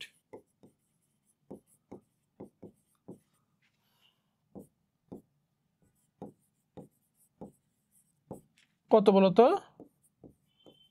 20,000 টাকা তাহলে এই ছিল আমাদের তোমার সম্পত্তি সংক্রান্ত যত রকমের জাবেদা ছিল আমরা কি সবগুলো জাবেদা কভার করার চেষ্টা করেছি এখন আমরা পড়ব মূলধন সংক্রান্ত সকল ধরনের জাবেদা তো এর আগে আমাদেরকে একটু বুঝতে হবে যে মূলধন বিষয়টা কি হ্যাঁ তো সর্বপ্রথম হচ্ছে ধরো যে আমি হচ্ছে একটা ব্যবসার মালিক আর আমার হচ্ছে ব্যবসা হ্যাঁ ধরো যে এই হচ্ছে ব্যবসার মালিক আর এটা হচ্ছে কি ব্যবসা তো অ্যাকাউন্টিং এর মধ্যে মালিক আর ব্যবসাকে ধরা হয় দুইটা ভিন্ন ভিন্ন সত্তা দুইটা আলাদা আলাদা জিনিস হ্যাঁ মানে মালিক আর ব্যবসাকে কি একরকম জিনিস ধরা হয় না ধরো যে আমার একটা ব্যক্তিগত লাইফ আছে একটা হচ্ছে ব্যবসা তো আমি আমার জায়গায় থাকবো ব্যবসা ব্যবসার জায়গায় থাকবে দুইটা আলাদা আলাদা বিষয় দুটাকে কখনো একসঙ্গে মিলিয়ে ফেলা যাবে না ঠিক আছে অ্যাকাউন্টিং এর নীতি হচ্ছে এটা তো মালিক হচ্ছে একটা পক্ষ ব্যবসার মধ্যে কি মালিক একটা পক্ষ আবার ব্যবসা সে কি নিজে আরেকটা পক্ষ ঠিক আছে তাহলে মনে রাখবা যে এটা হচ্ছে কি মালিকের ধরো যে মালিকের ব্যক্তিগত জায়গা বা একটা ব্যক্তিগত বিষয় যে মালিকের পক্ষ তাহলে মালিক থেকে মানে দেখো মালিক হচ্ছে একটা পক্ষ বা মালিক হচ্ছে একটা সত্তা আর ব্যবসা হচ্ছে কি আরেকটা এন্টিটি বা আরেকটা সত্তা তো মালিক থেকে কোনো কিছু খেয়াল করো ধরো তোমার মালিক থেকে কোনো কিছু যদি ব্যবসাতে যায় মানে মালিকের ব্যক্তিগত জায়গা থেকে কোনো কিছু যদি ব্যবসার মধ্যে কি যায় তাহলে ওইটাকে আমরা কি বলবো তো ওইটাকে আমরা বলবো মূলধন ক্লিয়ার আচ্ছা সেম একইভাবে ধরো যে ব্যবসা থেকে কোনো কিছু হ্যাঁ ধরো যে ব্যবসা থেকে কোনো কিছু মালিকের নিকট গেল ধরো যে ব্যবসার একটা টাকা ব্যবসার একটা পণ্য বা কোনো একটা বিষয় মালিকের নিকট গেল তাহলে ওইটাকে আমরা কি বলবো তো ওইটাকে আমরা বলবো তোমার উত্তোলন ক্লিয়ার বিষয়টা বুঝতে পারছো তাহলে মালিকের ব্যক্তিগত জায়গার কোনো কিছু যদি ব্যবসার মধ্যে যায় ওইটা হবে কি মূলধন আর ব্যবসা থেকে কোনো কিছু যদি মালিকের নিকট আসে ওইটাকে আমরা কি বলবো উত্তোলন বলবো আচ্ছা আর ধরো যে মালিকের একটা ব্যক্তিগত জিনিস মানে ব্যক্তিগত জায়গা থেকে হ্যাঁ টাকা বা কোনো কিছু আরেকটা ব্যক্তিগত জায়গায় গেল হ্যাঁ খেয়াল করো মালিকের ব্যক্তিগত একটা জায়গা থেকে টাকা পয়সা আরেকটা ব্যক্তিগত জায়গায় গেল তো এক্ষেত্রে তোমাকে মনে রাখতে হবে মালিকের ব্যক্তিগত জীবনে কি না কি ঘটছে ওইটা কিন্তু আমরা ব্যবসার মধ্যে কখনোই আনবো না তার মানে হচ্ছে ওইটা তোমার লেনদেনই হবে না তাহলে এক্ষেত্রে লিখতে হবে লেনদেন নয় এখন তোমার মনে একটা প্রশ্ন যে ভাই তাহলে মালিকের এই ব্যক্তিগুলো এখানে যেটা আছে ব্যক্তিগত এটাকে আমরা কেন আনতেছি কারণ এই ব্যক্তিগতর সাথে ব্যবসাটা কোনো না কোনোভাবে রিলেটেড কিন্তু যদি এটা জাস্ট ব্যক্তিগত টু ব্যক্তিগত হই মানে এখানে ব্যবসার কোনো সম্পর্ক নাই সেক্ষেত্রে কিন্তু এটা কি কোনো ধরনের লেনদেনই হবে না তার মানে আমরা অ্যাকাউন্টিং এর মধ্যে এই বিষয়টাকে অন্তর্ভুক্তই করব না এবার খেয়াল করো ধরো যে মালিক ব্যক্তিগতভাবে ছেলের স্কুলের বেতন দিলেন তারপর তো মালিকের ছেলের স্কুলের বেতন এটা কি একটা ব্যক্তিগত বিষয় না বলো একটা ব্যক্তিগত বিষয় আচ্ছা ব্যক্তিগত বিষয় সেম ভাবে এই যে টাকাটা গেছে কই থেকে বলো তো ব্যক্তিগত জায়গা থেকে গেছে তাহলে ব্যক্তিগত জায়গা থেকে কোনো কিছু যদি ব্যক্তিগত জায়গায় খরচ হয় বা যায় সেক্ষেত্রে এটা লেনদেনই হবে না আর যদি লেনদেন না হয় এটা তো জাবেদাই হবে না ঠিক না তো এটা বুঝতে হবে যে ব্যক্তিগত টু ব্যক্তিগত কোনো কিছু হইলে যে ব্যক্তিগত টাকা খরচ হয়েছে কোথায় বা গিয়েছে কোথায় ব্যক্তিগত কাজে তাহলে ব্যক্তিগত টাকা ব্যক্তিগত কাজে গেলে ওইটা লেনদেন হবে না কিন্তু ধরো যে ব্যক্তিগত একটা টাকা ব্যবসার মধ্যে চলে গেছে ব্যবসার মধ্যে চলে গেছে এটাকে আমরা বলবো কি বলতো মূলধন ঠিক না ব্যক্তিগত টাকা ব্যবসা গেলে কি হবে মূলধন বা ধরো একইভাবে একটা ব্যবসার টাকা চলে গেছে ব্যক্তিগত কাজে, ব্যক্তিগত একটা কাজে গেছে, খরচ হয়েছে ব্যবসার টাকা, ওইটা হচ্ছে কি বলতো আমার উত্তোলন। এই কনসেপ্টটা যদি তুমি বুঝতে পারো তাহলে মূলধন উত্তোলনের মধ্যে তোমার আর কোনো রকমের কনফিউশন থাকবে না। দেখো এখানে বলছে মিস্টার সাজিদ কারবারে 20,000 টাকা নগদ মূলধন স্বরূপ আনয়ন করছে, মূলধন হিসেবে আনয়ন করছে।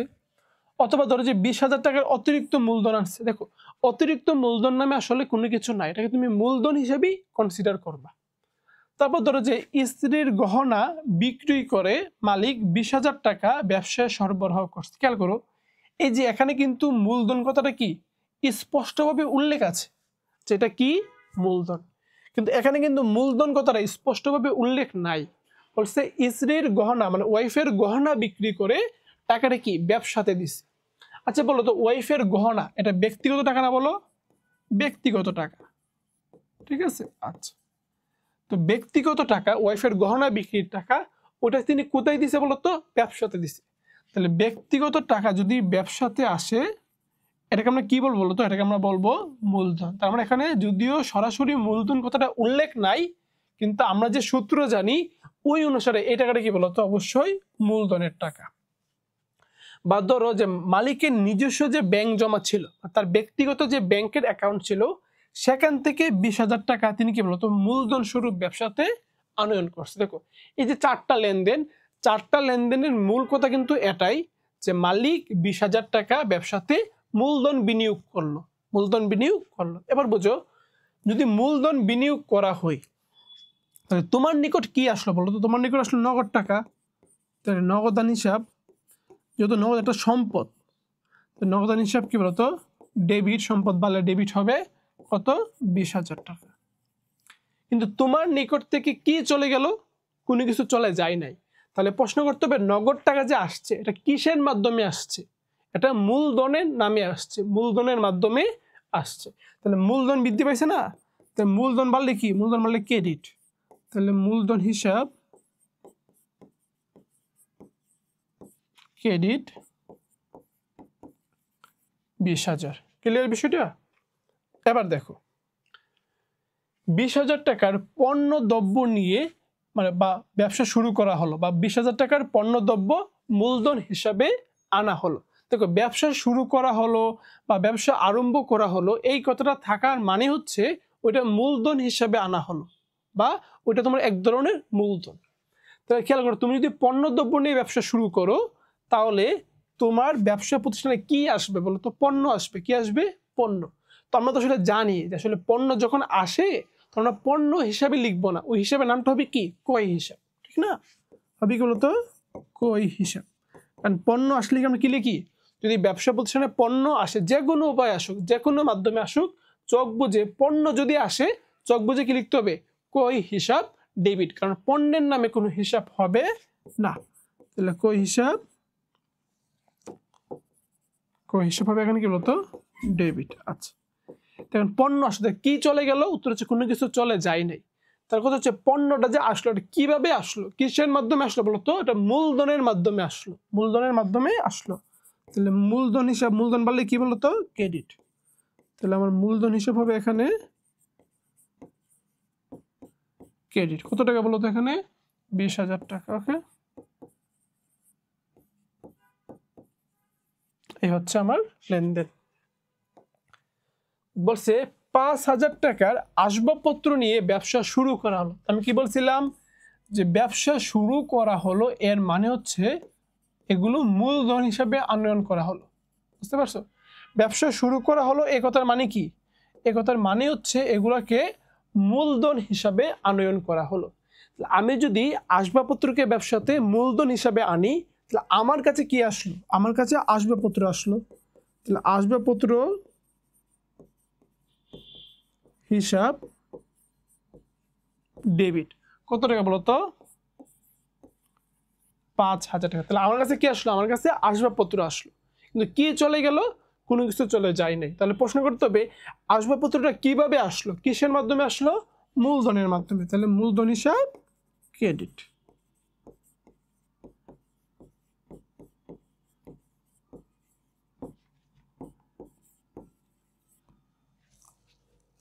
চলো আমরা নেক্সটে যাই। বলছে ব্যক্তিগত সুনাম, কি বলতো, ব্যক্তিগত সুনাম মূলধন হিসাবে আনা হলো 20,000 টাকা। তাহলে সুনাম কি, একটা সম্পদ।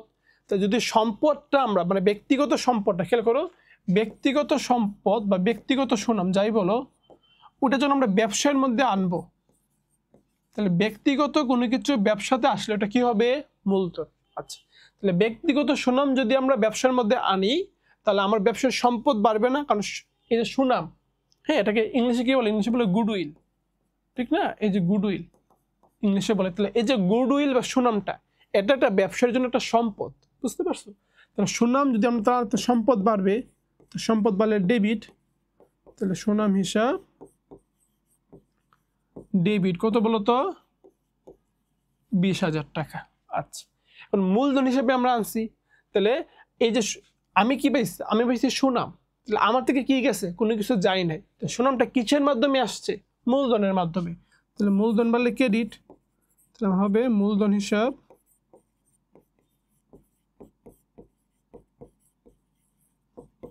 ক্রেডিট 20,000। চলো তারপরে নেক্সট দেখি। এখন হচ্ছে ঋণ। এই ঋণের বিষয়টা আমি এখানে কেন বললাম বুঝো, যে ঋণটা হইতে পারে দুই রকমের ঋণ। একটা হইতে পারে যে মালিকের ব্যক্তিগত ঋণ, আরেকটা হচ্ছে মালিকের ব্যবসার ঋণ। খেয়াল করো, যদি মালিক ব্যক্তিগতভাবে কোনো কিছু ঋণ নেই, তাহলে দেখো একটা মালিক সে ব্যক্তিগতভাবে সে ঋণ নিল, নাকি ব্যক্তিগতভাবে সে অ্যাক্সিডেন্ট করলো, নাকি ব্যক্তিগতভাবে সে পঙ্গু হয়ে গেল, নাকি ধরো যে সে ব্যক্তিগতভাবে, হ্যাঁ, ধরো যে তার পরিবারের কেউ মারা গেল, বা ধরো যে ব্যক্তিগতভাবে সে অনেক বড় একটা লোকসান করলো, হ্যাঁ, বা ধরো যে তার যে মানে ব্যক্তিগত থাকার জায়গা ছিল ওটা ভূমিধস হয়ে ভেঙে গেল। মানে মালিকের ব্যক্তিগত জীবন নিয়ে আমার কোনো রকমের কোনো গাটাগাটির প্রয়োজন নাই, সে ব্যক্তিগত জীবনে যা ইচ্ছা তা করছে, ওইটা আমার দেখার দরকার নাই। তাহলে সেমভাবে মালিক যদি ব্যক্তিগত ঋণ নেই এবং ওই ঋণটা যদি ব্যবসার মধ্যে আসে, বুঝো, ওই ঋণটা যদি দেখো, ধরো যে মালিক ব্যক্তিগত ঋণ নিছে, এর সাথে ব্যবসা জড়িত না, তাহলে তো ওই লেনদেনটাই আসবে না, কারণ ওটা লেনদেনই হবে না। ধরো মালিক ব্যক্তিগত ঋণ নিছে, হ্যাঁ, ধরো মালিক ব্যক্তিগত ঋণ নিছে এবং এই ঋণের সাথে ব্যবসার কোনো সম্পর্ক নাই, এই ঋণটা মালিক আমাদের ব্যবসার মধ্যে আনে নাই, তাহলে তো এই ঘটনাটা লেনদেনই হবে না, এটা লেনদেনই হবে না। কিন্তু আমরা ধরে নিচ্ছি যে মালিক ব্যক্তিগত ঋণটা ব্যবসার মধ্যে বিনিয়োগ করছে, ব্যবসার মধ্যে বিনিয়োগ করছে। একটা বিষয় বুঝো, মালিক যে টাকাটা ব্যবসার মধ্যে বিনিয়োগ করছে বা যে টাকাটা তিনি ব্যবসার মধ্যে দিয়েছে, ওটা উনি ঋণ করে দিয়েছে, নাকি চুরি ডাকাতি করে দিছে, নাকি ছিনতাই করে দিছে, ওইটা তোমার দেখার বিষয় না। তোমার দেখার বিষয় হচ্ছে মালিকের ব্যক্তিগত টাকা, ওরা ঋণ করে হোক, ছিনতাই করে হোক, আর চুরি ডাকাতি করে হোক, তোমার দেখার বিষয় হচ্ছে মালিকের ব্যক্তিগত টাকা কোথায় আসছে, ব্যবসার মধ্যে আসছে। তাই মালিকের ব্যক্তিগত কোনো কিছু ব্যবসার মধ্যে আসলে ওইটা চোখ বুঝে কী হবে বলো তো, ওইটা চোখ বুঝে হবে আমার মূলধন। বিষয়টা বুঝতে পারছো? মালিকের ব্যক্তিগত টাকা যদি ব্যবসার মধ্যে আসে, ওটা চোখ বুঝে কী হবে, ওইটা চোখ বুঝে মূলধন হবে, ঠিক আছে? যে ব্যক্তিগত ঋণের ব্যাপার। আর মালিক যদি ব্যবসায়ের নামে কোনো ঋণ নেই, ব্যবসায়ের নামে কোনো ঋণ নেই, তাহলে তো ওইটা ঋণ হিসেবে থাকবে, যেহেতু ব্যবসায়ী ঋণ। আমরা হিসাব করি কার, মালিকের না, আমরা হিসাব করি ব্যবসায়ীর। তো যদি ব্যবসার নামে কোনো ঋণ নেই, তাহলে এটা ঋণ হিসাবেই থাকবে। আমরা তো ব্যবসায়ের হিসাব করি, তাহলে ব্যবসায়ের হিসাবে ব্যবসা যদি কোনো ঋণ নেই, ব্যবসার নামে ঋণ নেওয়া মানে কি, ব্যবসা নিজে প্রতিষ্ঠান, সে তার নামে কোনো ঋণ নিছে, তাহলে ওইটা তো অবশ্যই ঋণ হিসাবেই থাকবে। তাহলে মূলত কথা হচ্ছে মালিকের ব্যক্তিগত ঋণ যদি ব্যবসার মধ্যে আসে, ওটা হচ্ছে আমার কি, মূলধন। আর যদি ব্যবসার নামে কোনো ঋণ নেওয়া হয়, ওটা কি তোমার ঋণ হিসাবেই থাকবে। চলো দেখি, বলছে বন্ধুর নিকট থেকে ব্যক্তিগত ঋণ 10,000 টাকা মূলধন হিসাবে আনা হলো। এখন সে বন্ধুর থেকে টাকা নিছে ব্যক্তিগতভাবে, নাকি চুরি করছে, নাকি কি করছে, ওইটা আমার দেখার বিষয় না। আমার দেখার বিষয় হচ্ছে মালিক ব্যবসাকে 10,000 টাকা দিয়েছে, মালিক ব্যবসাকে কি 10,000 টাকা দিয়েছে। তো যদি ব্যবসাকে টাকা দেই, তাহলে আমার নগদ টাকা বাড়বে, আমার নগদান হিসাব ডেবিট। তাহলে আমার কাছে কি আসছে, নগদ টাকা আসছে। কি চলে গেছে, কোনো কিছু চলে যায় নাই। তাহলে নগদ টাকাটা কিসের মাধ্যমে আসছে, কি হিসাবে আসছে, মূলধন হিসাবে আসছে, তাহলে আমার মূলধন হিসাব ক্রেডিট।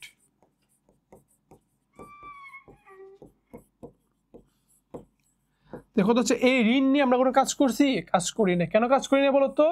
কারণ ঋণটা কি ঋণ? ঋণটা হচ্ছে ব্যক্তিগত ঋণ, আর ব্যক্তিগত ঋণটা কি হয়ে যায়? ব্যক্তিগত ঋণটা মূলধন হয়ে যায়, বুঝতে পারছো? এই জন্য আমরা ঋণ নিয়ে কোনো কাজ করব না। এই যে ব্যক্তিগত ঋণ কি হয়ে গেছে? মূলধন হয়ে গেছে। এখানে ঋণ নিয়ে আমরা কোনো কাজ করব না। এবার দেখো বলছে নগদ 50,000 টাকা, নগদ 50,000 টাকা এবং 30,000 টাকা ঋণ। এখানে কি ব্যক্তিগত ঋণ বলছে? ব্যক্তিগত ঋণ বলে নাই, তার মানে ধরতে হবে এটা ব্যবসায়ের ঋণ। তার মানে কি ধরতে হবে কি ঋণ বলতো? এটা ব্যবসায়ের ঋণ। বিষয়টা ক্লিয়ার? তো যেহেতু এখানে ব্যক্তিগত কোনো ঋণ বলে না, এটাকে আমার কি ধরতে হবে বলতো? এটাকে ধরতে হবে ব্যবসায়ের ঋণ। এবার খেয়াল করো, যদি আমি এটাকে ব্যবসায়ের ঋণ ধরে নেই, দেখো আমার নগদ ছিল কত? 50, ঋণ নিছি কত? 30। তোরা আমার কাছে নগদ টাকা ছিল 50,000, আমি ঋণ নিছি আরো 30,000, এখন আমার কাছে নগদ টাকা কত আছে? 80,000, বুঝতেছো? এখন আমার কাছে মানে নগদ টাকা কত আছে? 80,000। এবার খেয়াল করো, এবার আমি যদি তোমার জাবেদাটা দিই তাহলে হবে কি? নগদান হিসাব, নগদান হিসাব ডেবিট। এই যে এই 50 আর 30 যোগ করে হবে কত? 80,000 টাকা। বিষয়টা ক্লিয়ার?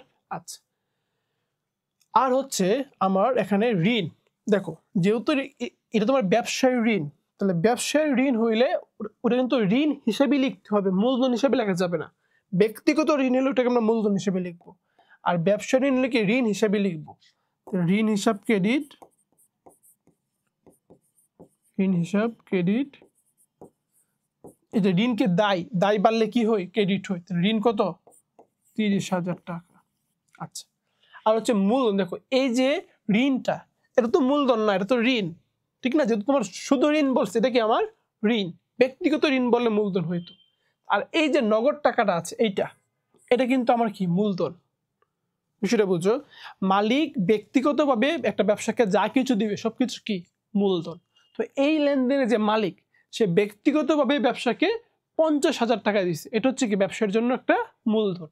কিন্তু এই 30,000 টাকা সে ব্যক্তিগতভাবে দেই নাই, বরং ব্যবসার নামে ঋণ দিছে, তাহলে এই 30,000 হচ্ছে কি? আমার ঋণ। হ্যাঁ, আর আমার নগদ বাড়ছে কত? এই যে এটার মাধ্যমে নগদ বাড়ছে, এটার মাধ্যমে নগদ বাড়ছে, 50 আর 30 মিলে 80,000 টাকা নগদ বাড়ছে। আর আমার ঋণ হচ্ছে কত? 30। আর এই 50 যেহেতু মালিকের ব্যক্তিগত টাকা, এটা হচ্ছে আমার মূলধন। তাহলে মূলধন হিসাব ক্রেডিট,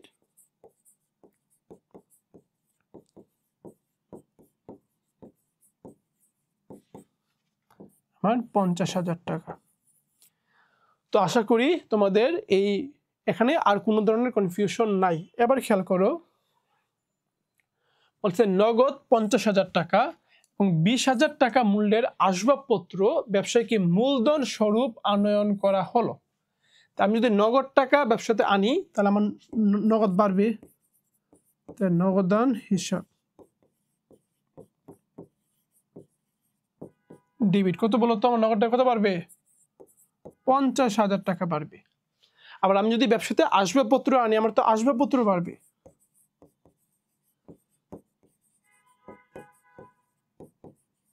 আসবাবপত্র হিসাব ডেবিট। কত বলো তো? 20,000 টাকা। আচ্ছা, এবার খেয়াল করো, নগদ হইলো, আসবাবপত্র হইলো। এই যে নগদ পাইলাম, আসবাবপত্র পাইলাম, কি দিলাম? কি চলে গেল? কোনো কিছু চলে যায় না। তাহলে বলতেছে এই যে নগদ আসবাবপত্র, এগুলো কিসের মাধ্যমে আসলো? মূলধনের মাধ্যমে আসলো। এর মূলধন হিসাব ক্রেডিট।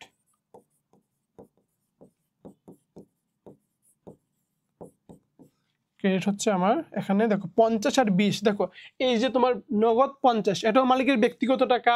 আসবাবপত্র কিনছে মালিক, এটাও কি মালিকের ব্যক্তিগত টাকা। তা দুইটা যদি ব্যক্তিগত টাকা ব্যবসাতে আসে, তো দুইটাই মূলধন। 50 আর 20 মিলে হচ্ছে আমার 70,000 টাকা। এবার চলো, বলছে নগদ 10,000 টাকা, অফিস সরঞ্জাম 15,000 টাকা এবং মোটর গাড়ি 1 লক্ষ টাকা। খেয়াল করো কি বলছে? নগদ কত বলতো? নগদ হচ্ছে 10,000, অফিস সরঞ্জাম 15,000, মোটর গাড়ি হচ্ছে কি 1 লাখ। ফার্মে বিনিয়োগ করছে মানে হচ্ছে ফার্মে মূলধন হিসাবে দিছে, বিনিয়োগ করছে মানে কি মূলধন হিসাবে দিছে। তাহলে মূলধন দিলে আমার নগদ বাড়বে, আমার নগদান হিসাব ডেবিট, সম্পত্তি বাড়লে ডেবিট হবে 10,000 টাকা। ওকে, অফিস সরঞ্জাম বাড়বে, অফিস সরঞ্জাম হিসাব ডেবিট 15,000 টাকা। তারপর মোটর গাড়ি, হ্যাঁ তাহলে আমার মোটর গাড়ি হবে মোটর গাড়ি হিসাব ডেবিট 1 লাখ টাকা। এই সবগুলো আমি পাইলাম, ঠিক না? আমি ধরো যে ব্যবসার মধ্যে মালিক যে বিনিয়োগ করছে, তাহলে আমি তো ব্যবসা, আমি কিন্তু মালিক না, আমি কি ব্যবসা। তাহলে মালিক আমাকে কি দিছে? নগদ দিছে, তাহলে আমার নগদ বাড়ছে। মালিক আমাকে অফিস সরঞ্জাম দিচ্ছে, আমার অফিস সরঞ্জাম বাড়ছে। মালিক আমাকে মোটর গাড়ি দিচ্ছে, আমার মোটর গাড়ি বাড়ছে। তাহলে আমি এগুলো পাইলাম, কিন্তু আমার নিকট কি আসলো? এগুলো আসলো। কি চলে গেল? কোনো কিছু চলে যায় নাই। তাহলে প্রশ্ন করতে হবে এগুলো কিসের মাধ্যমে আসলো বলতো? মূলধনের মাধ্যমে আসলো। তাহলে মূলধন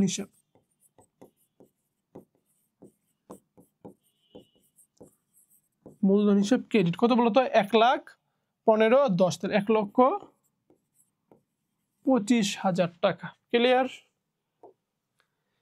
এবার দেখো এখানে কি বলছে, নগদ 50,000 টাকা এবং 20,000 টাকার পণ্যদ্রব্য নিয়ে ব্যবসা শুরু করা হলো। তাহলে বলো আমি কি কি, মানে আমার নিকট কি কি আসলো একটু খেয়াল করো। আমার নিকট আসলো নগদ টাকা, তাহলে এখন নগদান হিসাব ডেবিট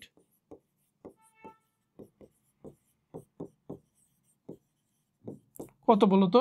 50,000 টাকা।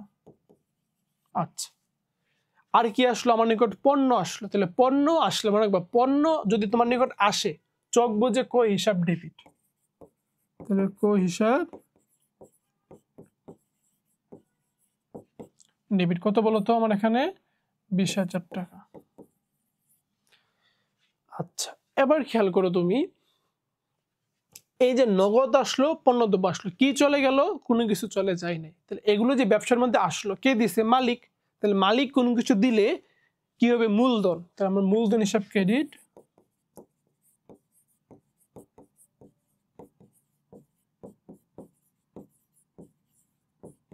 কত বলতো? 50 আর 20 মিলে 70,000 টাকা। চলো নেক্সটে যাই।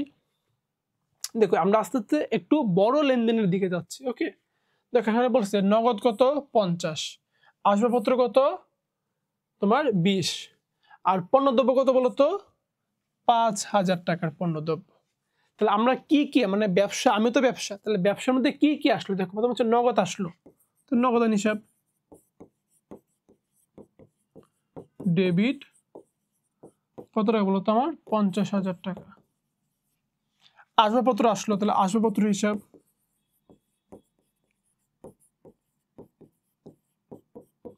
ডেবিট কত বলতো? 20,000 টাকা। তারপর ধর যে পণ্যদ্রব্য আসলো, তাহলে পণ্যদ্রব্য আসলে তো পণ্য নামে কোনো হিসাব হবে না, হবে কি? কই হিসাব। তাহলে কই হিসাব ডেবিট কত বলতো? 5,000 টাকা। আচ্ছা, তাহলে এই যে সবগুলো আসলো, এগুলো কিসের মাধ্যমে আসলো? মূলধনের মাধ্যমে। তাহলে মূলধন হিসাব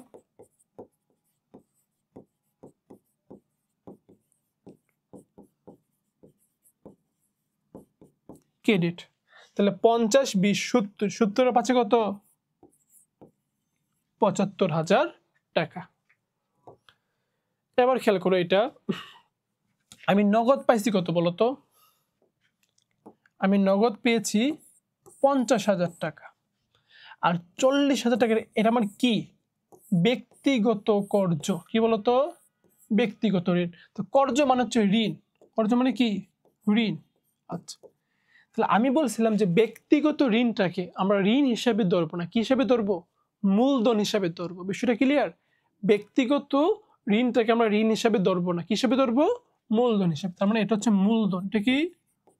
মূলধন। মনে থাকবে? আচ্ছা, তাহলে এবার বলো আমার নগদ ছিল 50,000 টাকা, আমি ঋণ নিয়েছি 40,000 টাকা, মানে ব্যক্তিগত কর্জ, যেটা মালিক বিনিয়োগ করছে। তাহলে আমি তো ব্যবসা, আমি তো মালিক না। তাহলে মালিক আমাকে নগদ দিছে 50, আবার মালিক ব্যক্তিগতভাবে ঋণ নিয়ে আমাকে দিছে কত আরো 40। খেয়াল করো, মালিক আমাকে নগদে দিয়েছে 50, মালিক ব্যক্তিগতভাবে ঋণ নিয়ে আমাকে আরো দিয়েছে 40। তাহলে আমি ব্যবসা, আমি নগদ পাইছি কত 90। তাহলে নগদান হিসাব ডেবিট 90,000 টাকা। এবার খেয়াল করো, এই যে নগদ দিল আমাকে মালিক, মানে মালিক আমাকে 50 দিল, এটা কি আমার জন্য একটা মূলধন। আবার এই যে টাকাটা ব্যক্তিগত কর্য, এটাও কি মূলধন, ঠিক না? তাহলে তার মানে আমি মূলধন পেলাম কত 50 আর 40 90। তাহলে মূলধন হিসাব ক্রেডিট, মূলধন বাড়লে ক্রেডিট হবে 90,000 টাকা। বিষয়টাকে বুঝতে পারছো কিনা একটু ভালো করে খেয়াল করে দেখো, যে মালিক যে আমাকে নগদ দিছে 50, নগদ আমি 50 পাইলাম, আবার মালিক ব্যক্তিগতভাবে ঋণ নিয়ে ব্যবসাকে মানে আমাকে দিছে আরো 40। তাহলে আমার মোট নগদ পেলাম কত 90। আর যেহেতু এটা তো অবশ্যই মূলধন, মালিক আমাকে দিছে, আর ব্যক্তিগত ঋণ এটাও মূলধন, তাহলে মোট মূলধন কত 50 আর 40 90। আচ্ছা, এইটা তোমাদের জন্য আমি একটা হোমওয়ার্ক দিলাম। হ্যাঁ, হোমওয়ার্ক দিব নাকি করে দিব বলো? ধরো যে তোমাদের জন্য করেই দিচ্ছি বিষয়টা, যাতে তোমাদের জন্য প্যারা না হয়। খেয়াল করো, নগদ পেলাম কত 50, আর ব্যক্তিগত কর্জ এটা কি আমার, এটা হচ্ছে আমার মূলধন। আচ্ছা, এটা তোমাদের জন্য হোমওয়ার্ক থাকুক, দেখি তোমরা আসলে আমাদের কমেন্ট বক্সে জানাও, আমরা তোমাদের কমেন্টের সঠিক উত্তর দেব। এটা হোমওয়ার্ক হিসেবে থাকবে, তোমরা কমেন্ট বক্সে কমেন্ট করবে। যদি তোমাদের উত্তর সঠিক হয় আমরা জানাবো হ্যাঁ সঠিক হয়েছে, আর যদি ভুল হয় তাহলে আমরা সঠিক যেটা হবে ওটা তোমাদেরকে জানিয়ে দিব। ওকে, এবার খেয়াল করো, বলছে 50,000 টাকা নগদ কর্জ। কর্জ মানে কি ঋণ। খেয়াল করো, এখানে কিন্তু ব্যক্তিগত নাই, শুধু আছে ঋণ। তাহলে শুধু ঋণ থাকলে এটাকে আমরা ঋণ হিসাবে ধরতে হবে, সেটা বুঝতে পারছো? শুধু ঋণ থাকলে এটাকে কি ঋণ হিসাবে কনসিডার করতে হবে। আর ব্যক্তিগত ঋণ থাকলে এটা হচ্ছে কি আমার মূলধন। তার মানে এটা ঋণ। ব্যাংক জমা কত 40, আসবাবপত্র কত 50,000, আর পণ্যদ্রব্য কত 8,000 টাকা। তো প্রথম দেখো আমার নগদ কত 50, আর আমি যদি ব্যবসার নামে ঋণ নেই, ঋণ নিলে দেখো আমি যদি একজন ব্যক্তি থেকে ঋণ নিই, সে আমাকে নগদ টাকা দিবে, তাহলে ঋণ নিলে আমার নগদ টাকা কি হয় বৃদ্ধি পায়। তাহলে 50 আর 20 মিলে আমার নগদান হবে কত, নগদান হিসাব ডেবিট হবে কত বলো তো?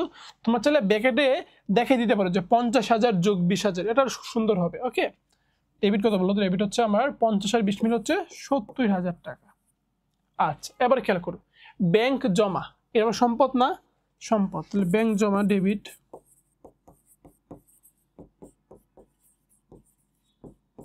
কত বলো তো? আমার 40,000 টাকা।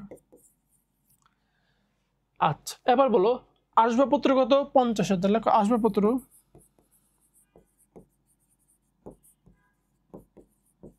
হিসাব ডেবিট কত বলো তো 50,000 টাকা।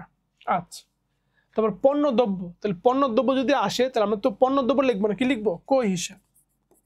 তাহলে কই হিসাব ডেবিট কত বলো তো 8,000 টাকা। আচ্ছা, আর এটা তো ঋণ, তাহলে ঋণ কি হয়, ঋণ হচ্ছে ক্রেডিট হবে, তাহলে লিখো ক্রেডিট, ঋণ হিসাব ক্রেডিট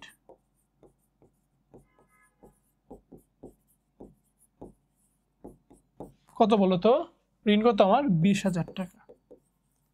আর এই যে বিষয়গুলো আমরা পাইলাম বা ব্যবসার মধ্যে আসলো কিভাবে আসলো, মূলধনের মাধ্যমে। তাহলে মূলধন কত দেখো, এখানে 50 এটা মূলধন, খেয়াল করো এটা কি মূলধন। এই কর্জ এটা কিন্তু মূলধন না, এটা কি ঋণ।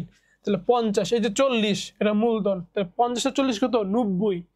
এই যে এখানে আবার 50 এটাও মূলধন, 90 আর 50 কত 1,40,000, আর এখন হচ্ছে 8,000, তাহলে 1,48,000 টাকা হচ্ছে আমার মূলধন। ক্লিয়ার? তাহলে মূলধন হিসাব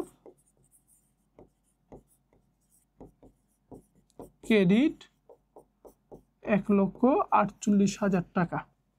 ক্লিয়ার বিষয়টা? দেখো এই যে নগদ এটা আমার মূলধন 50, এখানে 40, 90, 90 আর 50 1,40,000, এখানে 8,000, 1,48,000 হচ্ছে আমার মূলধন। আর এই যে কর্জ 20,000 টাকা হচ্ছে আমার ঋণ। এই যে কর্জ বা ঋণ হিসাব 20,000 টাকা। এই 20,000 টাকা আবার কোথায় বলো তো? এই 20,000 টাকা আমার এই যে এই সূত্রের মধ্যে আবার অ্যাড হয়েছে, এই যে 50 আর 20, এই যে 50,000, এই যে 50,000 আর হচ্ছে 20,000 যোগ হয়ে আমার মোট হয়েছে কত এখানে? 70,000 টাকা। এটা খেয়াল করো, অফিস কর্মচারীদের বেতন মালিক ব্যক্তিগতভাবে পরিশোধ করলো 5,000 টাকা। খেয়াল করো, অফিস কর্মচারীদের বেতন মালিক ব্যক্তিগতভাবে দিয়েছে, তাহলে তার মানে কি? মালিকের ব্যক্তিগত টাকা, বুঝো, মালিকের ব্যক্তিগত টাকা, ব্যক্তিগত টাকা। হ্যাঁ, একটু খেয়াল করো, মালিকের ব্যক্তিগত টাকা হচ্ছে কর্মচারীদের বেতন দিয়েছে, তার মানে ব্যবসায়ের কাজে খরচ হয়েছে। তাহলে মালিকের ব্যক্তিগত টাকা যদি ব্যবসায়ের কাজে খরচ হয়, ব্যবসায়ের কাজে খরচ হয়। আবার একটু ভালো করে খেয়াল করো, এই যে মালিকের ব্যক্তিগত টাকা যদি আসলে ব্যবসায়ের কাজে খরচ হয়, ওটা আমরা কি বলবো? তো আমরা বলবো মূলধন। কি বলতো? মূলধন বলবো। বিষয়টা ক্লিয়ার? আচ্ছা, এবার খেয়াল করো, এখানে আমরা যে বিষয়গুলো একটু দেখি, আমরা দেখো একটা একটা করে দেখি। প্রথম হচ্ছে অফিস কর্মচারীদের বেতন মালিক ব্যক্তিগতভাবে পরিশোধ করছে। তাহলে এই যে বেতন, এটা খরচ না? তো তুমি যদি খরচটা পরিশোধ করো, তাহলে কি এই খরচটা বৃদ্ধি পাইলো, খরচটা সংগঠিত হইলো। তাহলে এখানে হবে তোমার বেতন হিসাব ডেবিট, বেতন হিসাব ডেবিট। ওকে, আর যেহেতু মালিক ব্যক্তিগতভাবে পরিশোধ করছে, তাহলে ব্যক্তিগত টাকা ব্যবসার কাজে খরচ হয়েছে, এটা কি হবে? মূলধন। মূলধন হিসাব ক্রেডিট। আমার কথা কি বুঝতে পারছো? তাহলে তোমার বেতন হিসাব ডেবিট, আর কি বলতো? মূলধন হিসাব ক্রেডিট। এবার খেয়াল করো, ব্যক্তিগত ব্যাংক জমা, মালিকের ব্যক্তিগত ব্যাংক জমা ব্যবসায়ের ব্যাংকের হিসাবে ট্রান্সফার হয়েছে। ধরো যে মালিকের একটা মানে ব্যক্তিগত ব্যাংক অ্যাকাউন্ট আছে, আর এটা তো যে ব্যবসায়ের নাম একটা ব্যাংক অ্যাকাউন্ট আছে, তাহলে আমরা কার হিসাব রাখি? ব্যবসায়ের হিসাব রাখি। তাহলে মালিকের ব্যক্তিগত টাকা যদি ব্যবসার ব্যাংক হিসাবে যায়, তার মানে ব্যক্তিগত টাকা কোথায় যাচ্ছে? ব্যবসাতে যাচ্ছে। আর ব্যক্তিগত টাকা ব্যবসাতে গেলে ওটা আমরা কি বলবো? মূলধন বলবো। কি বলবো বলো তো? মূলধন বলবো। তাহলে এটা হচ্ছে আমার ব্যবসায়ের ব্যাংকের অ্যাকাউন্টে গেলে ব্যবসায়ের যে ব্যাংক হিসাব ওটা বাড়বে, ব্যাংক হিসাব ডেবিট। আচ্ছা, আর যেহেতু মালিকের ব্যক্তিগত টাকা ব্যবসাতে গেছে, এটা হচ্ছে মূলধন, তো মূলধন হিসাব ক্রেডিট। আচ্ছা, এখন অনেকের মনে একটা প্রশ্ন হতে পারে যে ভাইয়া, মালিকের তো ব্যক্তিগত ব্যাংক অ্যাকাউন্ট কমে গেছে, তাহলে ব্যাংক অ্যাকাউন্টকে ক্রেডিট করছে না কেন? আর হচ্ছে ব্যক্তিগত ব্যাংকে কি হইলো, চুরি হইলো, ডাকাতি হইলো, ওইটা আমার দেখার বিষয় না। আমার ব্যবসাতে কি হইলো ওইটা নিয়ে আমি আলোচনা করব। ব্যবসার মূলধন বৃদ্ধি পাইছে আর ব্যবসার ব্যাংক অ্যাকাউন্টের টাকাটা বৃদ্ধি পেয়েছে। ওকে, এটা যাবে তো সেম, যে মালিক ব্যক্তিগতভাবে ব্যবসায়ের ব্যাংক হিসাবে টাকা জমা দিছে। তাহলে এখানে কি হবে বলতো? ব্যবসায়ের ব্যাংক হিসাবে টাকা জমা দিলে যে ব্যাংক অ্যাকাউন্টের টাকা বৃদ্ধি পাবে, আর ব্যবসার মূলধন হিসাবে কি বলতো? ক্রেডিট হবে, যেহেতু ব্যক্তিগত টাকা ব্যবসার মধ্যে চলে আসতেছে। এবার আমরা পড়ব উত্তোলন সংক্রান্ত যত ধরনের জাবেদা আছে, এগুলো আমরা একটু দেখার চেষ্টা করব। উত্তোলন মানে কি বলতো? যে ব্যবসার টাকা কোনো না কোনো উপায়ে মালিকের ব্যক্তিগত পকেটে চলে যাচ্ছে বা মালিকের ব্যক্তিগত কাজে খরচ হয়ে যাচ্ছে। ঠিক আছে, তাহলে তোমার মূলত হচ্ছে ব্যবসার টাকা বা ব্যবসায়ের কোনো কিছু যদি, মানে কোনো কিছু শুধু যে টাকা হবে এমন না, যে কোনো কিছু, ব্যবসার কোনো কিছু যদি মালিকের ব্যক্তিগত কাজে যায়, ব্যক্তিগত কাজে খরচ হয়, ওকে, ব্যক্তিগত কাজে খরচ হয়, ওইটাকে আমরা কি বলবো তো? ওটাকে আমরা বলবো উত্তোলন। এবার খেয়াল করে এখানে কি বলছে? কারবার। বলতো কারবার মানে কি বলতো জানো? কারবার মানে হচ্ছে ব্যবসা। ব্যবসা, দেখো বলছে কারবার থেকে উত্তোলন কত বলতো? একটা বিষয় মনে রাখবা, উত্তোলন সবসময় ডেবিট হয়। কেন বলতো উত্তোলন কেন ডেবিট হয়? কারণ তোমরা কিন্তু দ্বিতীয় অধ্যায়ে জেনেছো যে উত্তোলন করলে কি হয়? মূলধন কমে যায়। কি হয় বলতো? মূলধন কমে যায়, মালিকানা সত্ত্বটা কমে যায় আর কি। তাহলে মালিকানা সত্ত্ব বাড়লে হচ্ছে কি? ক্রেডিট, আর মালিকানা সত্ত্ব কমলে কি? ডেবিট। এজন্য উত্তোলন হিসাব কি সবসময় ডেবিট হয়। এবার খেয়াল করো, কারবার থেকে উত্তোলন মানে কি ব্যবসা থেকে উত্তোলন, অথবা ব্যক্তিগত প্রয়োজনে কারবার থেকে উত্তোলন। এবার বুঝো এই দুইটা লেনদেন সেম, কথার একটু ডিফারেন্স। কারবার থেকে উত্তোলন মানেই হচ্ছে ব্যক্তিগত প্রয়োজনে, কারবার থেকে উত্তোলন মানেই কি ব্যক্তিগত প্রয়োজনে উত্তোলন। বিষয়টা ক্লিয়ার? আচ্ছা, তো উত্তোলন করলে উত্তোলন কি বলতো? উত্তোলন সবসময় ডেবিট, তাহলে উত্তোলন হিসাব কি হবে? ডেবিট হবে। আর যদি কেউ কারবার থেকে টাকা উত্তোলন করে, ধরো ব্যবসা থেকে মালিক টাকা নিয়ে গেল, তাহলে ব্যবসার টাকা কমে গেল না? আমরা তো ব্যবসার হিসাব করব, তাহলে ব্যবসার টাকা কমে গেছে, তাহলে কমে গেলে কি বলতো? নগদান হিসাব, নগদান হিসাব ক্রেডিট। বিষয়টা ক্লিয়ার? তাহলে উত্তোলন করলে উত্তোলন হিসাব ডেবিট, আর আমার নগদ টাকা কমে যাবে, সুতরাং নগদান হিসাব ক্রেডিট। আচ্ছা, এই যে ব্যাংক থেকে উত্তোলন, এটা দুই রকম হইতে পারে। ব্যাংক হতে উত্তোলন, তো একটা হইতে পারে যে আমার ব্যবসায়ের প্রয়োজনে,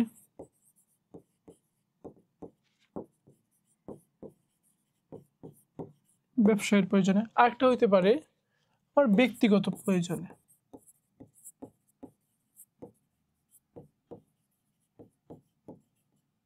একটু মনোযোগ দিও। দেখো, ধরো যে ব্যবসায়ের ব্যাংকের অ্যাকাউন্টে অনেক টাকা থাকে, এখন এমন অনেক সময় হয় না যে আসলে ব্যবসায়ের প্রয়োজন পড়ছে, ধরো যে ব্যবসায়ের প্রয়োজনে আমরা ব্যাংক থেকে কি অনেক সময় টাকাটা উত্তোলন করে নেই। আচ্ছা, তো আমি যদি ব্যবসায়ের প্রয়োজনে ব্যবসায়ের ব্যাংক থেকে টাকাটা উত্তোলন করে নিই, এক্ষেত্রে কিন্তু টাকাটা বাহিরে যাচ্ছে না, ব্যবসায়ের মধ্যেই থাকতেছে, ঠিক না? তাহলে ওটা কিন্তু উত্তোলন হবে না। যদি এখানে উত্তোলন শব্দটা আছে, কিন্তু এটা কিন্তু উত্তোলন হবে না। কিন্তু ধরো যে ব্যবসায়ের ব্যাংক থেকে আমি ব্যক্তিগত প্রয়োজনে, ধরো যে আমি ব্যবসা, আমার ছেলের স্কুলের, মালিকের ছেলের স্কুলের বেতন দেওয়া হলো ব্যবসায়ের ব্যাংক অ্যাকাউন্ট থেকে, তাহলে এক্ষেত্রে ব্যবসার টাকাটা কি ব্যক্তিগত কাজে ব্যবহার করছি। তাহলে ব্যক্তিগত কাজে ব্যবহার করছি মানে কি ব্যবসার টাকা ব্যক্তিগত কাজে গেলে ওইটা হবে তখন উত্তোলন। ক্লিয়ার বিষয়টা? কিন্তু আমি যদি অফিসের প্রয়োজনে, ধরো যে আমি চেকে পণ্য ক্রয় করছি, তাহলে এক্ষেত্রে যে আমি ব্যবসার ব্যাংক থেকে টাকাটা উত্তোলন করব, ধরো যে ব্যবসার ব্যাংক থেকে আমি পণ্য ক্রয় করেছিলাম, ওই টাকাটা কি ব্যবসার ব্যাংক থেকে উত্তোলন করে তাকে দিব। তো সেই ক্ষেত্রে আমি ব্যবসার প্রয়োজনে ব্যাংক থেকে টাকাটা উত্তোলন করছি, ওটা কিন্তু ব্যবসার কাজেই লাগছে, ব্যক্তিগত কাজে লাগে নাই, সুতরাং ওইটা কি হবে না? উত্তোলন হবে না। তার মানে বিষয় হচ্ছে, তোমার যদি আমরা ব্যবসার প্রয়োজনে ব্যাংক থেকে উত্তোলন করি, এক্ষেত্রে উত্তোলন হবে না। ঠিক আছে? দেখো, আমি যদি ধরো যে আমার ব্যাংকে ছিল 10,000 টাকা, আমি ব্যবসায়ের প্রয়োজনে 1,000 টাকা কি করলাম? উত্তোলন করলাম। তাহলে এর ফলে কি হইলো? ব্যবসায়ের নগদ টাকা বাড়লো, ব্যাংকের টাকা কমে গেল। নগদ টাকা বাড়লো আর কি ব্যাংকের টাকা কমে গেল, তাহলে নগদান হিসাব ডেবিট,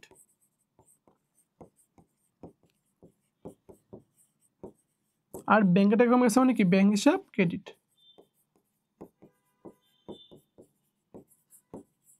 আচ্ছা, আর ধরো যে আমি ব্যক্তিগত প্রয়োজনে, ধরো ব্যবসার ব্যাংকের টাকা ব্যক্তিগত প্রয়োজনে উত্তোলন করলাম, মানে ব্যবসার টাকা ব্যক্তিগত কাজে গেল, এটা তো অবশ্যই উত্তোলন। তাহলে উত্তোলন সবসময় ডেবিট। আর আমি যে ব্যক্তিগত প্রয়োজনে ব্যাংক থেকে তুললাম, ব্যাংকের টাকা তো অবশ্যই কমে গেছে, তাহলে ব্যাংক হিসাব ক্রেডিট।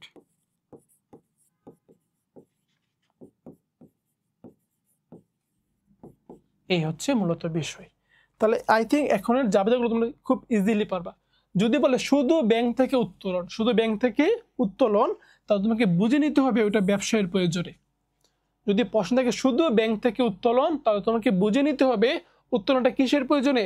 ব্যবসায়ের প্রয়োজনে। তাহলে ব্যবসায়ের প্রয়োজনে যদি আমরা উত্তোলন করি, তাহলে ব্যাংকের থেকে টাকাটা ব্যবসাতে আসবে, তাহলে ব্যবসার নগদ টাকা বাড়বে, নগদান হিসাব ডেবিট। তাহলে ব্যবসার নগদ টাকা বাড়লো, আর ব্যাংকের টাকা কি কমে যাবে, তাহলে ব্যাংক হিসাব ক্রেডিট।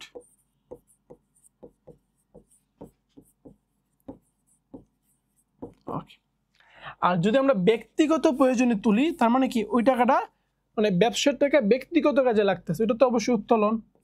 উত্তোলন ডেবিট, উত্তোলন হিসাব ডেবিট, আর আমার ব্যাংকের টাকা তো কমে যাবে, তাহলে ব্যাংক হিসাব ক্রেডিট।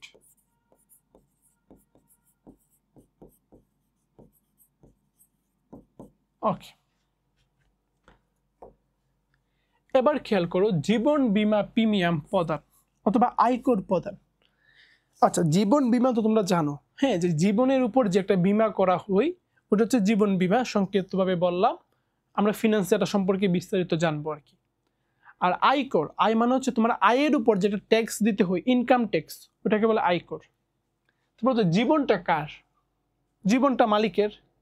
আচ্ছা, তাহলে জীবনটা হচ্ছে মালিকের, মানে মালিকের ব্যক্তিগত বিষয়, ব্যক্তিগত কাজ। কিন্তু ব্যক্তিগত কাজের টাকাটা যাচ্ছে কোথা থেকে? ব্যবসা থেকে। তো ব্যবসা থেকে ব্যক্তিগত পর্যায়ে টাকাটা খরচ হচ্ছে। খেয়াল করো, জীবনটা কার? মালিকের ব্যক্তিগত জিনিস। তাহলে ব্যবসায়ের টাকাটা মালিকের ব্যক্তিগত কাজে খরচ হচ্ছে, এটা কি হবে বলতো? উত্তোলন হবে। যদি এখানে উত্তোলন কথাটা উল্লেখ নাই, কিন্তু আসলে এটা কি? আসলে হচ্ছে এটা একটা উত্তোলন। বিষয়টা বুঝতে পারছো? তাহলে হবে আমার উত্তোলন ডেবিট, উত্তোলন হিসাব ডেবিট। আর আমি যে টাকা উত্তোলন করছি, ব্যবসায়ের নগদ টাকা কমে গেছে, তাহলে নগদান হিসাব ক্রেডিট।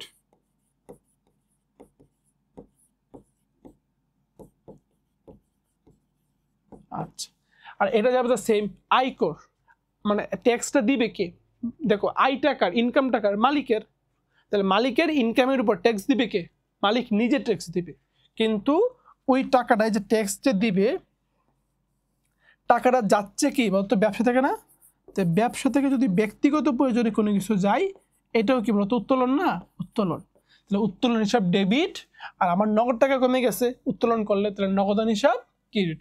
এই দুইটা লেনদেনের জাবেদা কিন্তু একই রকম হবে, সেমই থাকবে।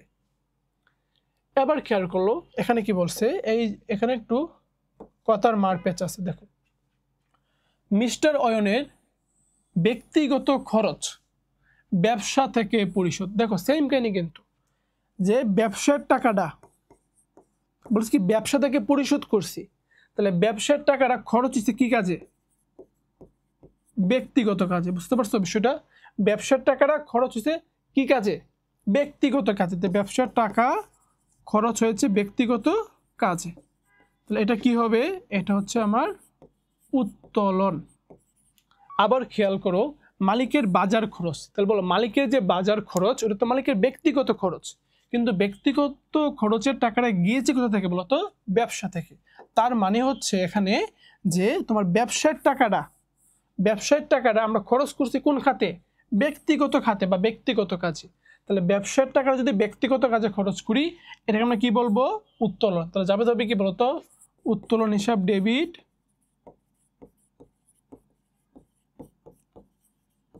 আচ্ছা, আর উত্তোলনগুলো আমার নগদ টাকা কমে যাবে, সুতরাং নগদান হিসাব ক্রেডিট।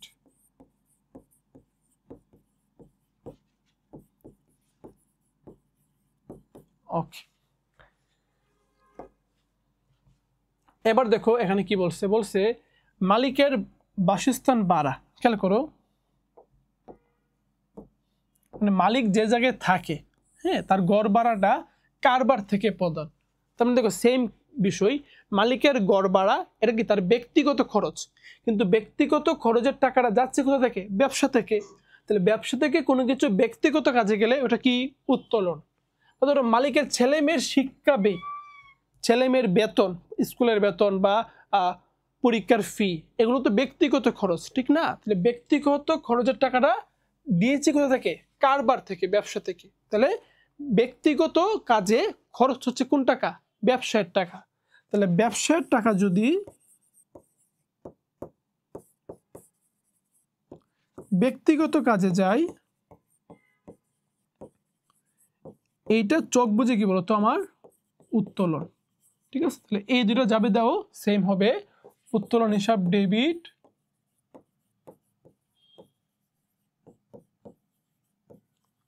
আর যেহেতু উত্তোলন করলে কি নগদ টাকা কমে যাবে এখানে, তাহলে নগদান হিসাব ক্রেডিট।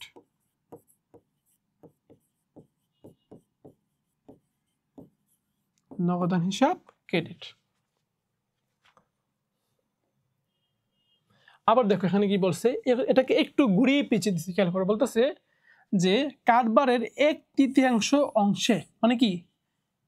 মানে হচ্ছে 3/1 অংশে, কারবারের 1/3, 1/3, 3/1 অংশে মালিক নিজে বসবাস করেন, কারবারের ভাড়া কত? 30,000 টাকা। মানে মূলত বিষয়টা হচ্ছে কারবারের 3 ভাগের, ধরো যে একটা ব্যবসার মধ্যে 3টা রুম আছে, এর মধ্যে একটা রুমে মালিক নিজে বসবাস করে, তার ফ্যামিলি বসবাস করে, তাহলে ওই রুমের ভাড়া কারবার থেকে দেওয়া হচ্ছে। মানে সম্পূর্ণ ধরো যে সম্পূর্ণ যে কারবার বা সম্পূর্ণ যে ফ্যাক্টরি, ওটার ভাড়া কি ব্যবসা থেকে দেওয়া হচ্ছে, কিন্তু ওই ফ্যাক্টরির 3 ভাগের 1 অংশে মালিক নিজে বসবাস করে। তার মানে আমি যে এখানে 30,000 টাকা খরচ করতেছি, আমি যে এখানে 30,000 টাকা কি বলতো খরচ করতেছি, ভাড়া দিচ্ছি, এই 30,000 টাকার 3 ভাগের 1 ভাগ মানে 10,000 টাকা মালিকের ব্যক্তিগত কাজে যাচ্ছে, ব্যক্তিগত কাজে খরচ হচ্ছে। আমার কথা কি বুঝতে পারছো? আমি যে কারবারের ভাড়া এখানে 30,000 টাকা দিচ্ছি, এই 30,000 টাকার মধ্যে 3 ভাগের 1 অংশ মানে 10,000 টাকা এটা মালিকের ব্যক্তিগত কাজে খরচ হচ্ছে। তাহলে ব্যবসার টাকা দেখো, ব্যবসার 30,000 টাকার মধ্যে 10,000 টাকা কি ব্যবসার টাকা, ওইটা ব্যক্তিগত কাজে যাচ্ছে, তাহলে এটা কি একটা উত্তোলন। কথাটা কিন্তু একটু মারপ্যাচ করে দেওয়া হয়েছে, বুঝতে পারছো? যে 30,000 টাকা আমি কারবারের ভাড়া দিচ্ছি, এই ভাড়ার মধ্যে 10,000 টাকা কি মালিক নিজে ব্যবহার করে, তাহলে ওই 10,000 টাকা ব্যবসায়ের টাকা মালিকের ব্যক্তিগত কাজে আমরা খরচ করতেছি, যে সে যে থাকতেছে তার জন্য খরচ করতেছি, এটা হচ্ছে উত্তোলন। তাহলে এখানে আমার হবে উত্তোলন হিসাব ডেবিট,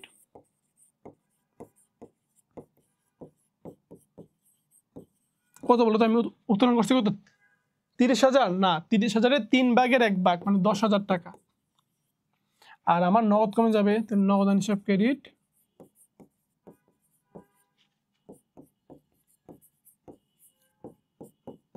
$10,000। আচ্ছা, এবার খেয়াল করো, এটা অনেকটা সেমই। খেয়াল করো কি বলছে, বলছে যে পণ্য বিক্রয়লব্ধ অর্থ, তাহলে পণ্য বিক্রয় করে আমি যে অর্থটা পাবো ওটা ব্যবসায়ের টাকা। কি টাকা বলতো? ব্যবসায়ের টাকা। কিন্তু ব্যবসার টাকাটা গেছে কোথায়? মালিকের ব্যক্তিগত ব্যাংকে। খেয়াল করো, পণ্য বিক্রয়লব্ধ অর্থ এটা কি ব্যবসায়ের টাকা, তাহলে ব্যবসায়ের টাকাটা দেখো, ব্যবসায়ের টাকা গেছে কোথায়? মালিকের ব্যক্তিগত অ্যাকাউন্টে, মালিকের ব্যক্তিগত অ্যাকাউন্টে গেছে। তাহলে ব্যবসার টাকা যদি মালিকের ব্যক্তিগত জায়গায় যায়, ওটা কি বলতো? ওটা হচ্ছে আমার উত্তোলন। ঠিক আছে? বা ধরো যে পণ্য বিক্রয়লব্ধ অর্থ মালিক ব্যক্তিগত প্রয়োজনে রেখে দিল, সেম ব্যবসার টাকাটা ব্যক্তিগত কাজে যাচ্ছে, তো যদি উত্তোলন হয় তাহলে হচ্ছে উত্তোলন হিসাব ডেবিট, উত্তোলন হিসাব ডেবিট। আচ্ছা, এখন পণ্য বিক্রয়লব্ধ অর্থ, পণ্য বিক্রয়লব্ধ অর্থ মালিক কি সরাসরি কি মালিকের ব্যাংক হিসাবে জমা দেওয়া হলো, তার মানে উত্তোলন হিসাব ডেবিট। আর পণ্য বিক্রয় করলে ক্রেডিট হয়ে গিয়ে বলতো, পণ্য বিক্রি করলে ক্রেডিট হচ্ছে আমার বিক্রয় হিসাব ক্রেডিট, বিক্রয় হিসাব ক্রেডিট। ওকে, তো আমাদের সঙ্গেই থাকো, রিথিঙ্কের সাথেই থাকো। আসসালামু আলাইকুম।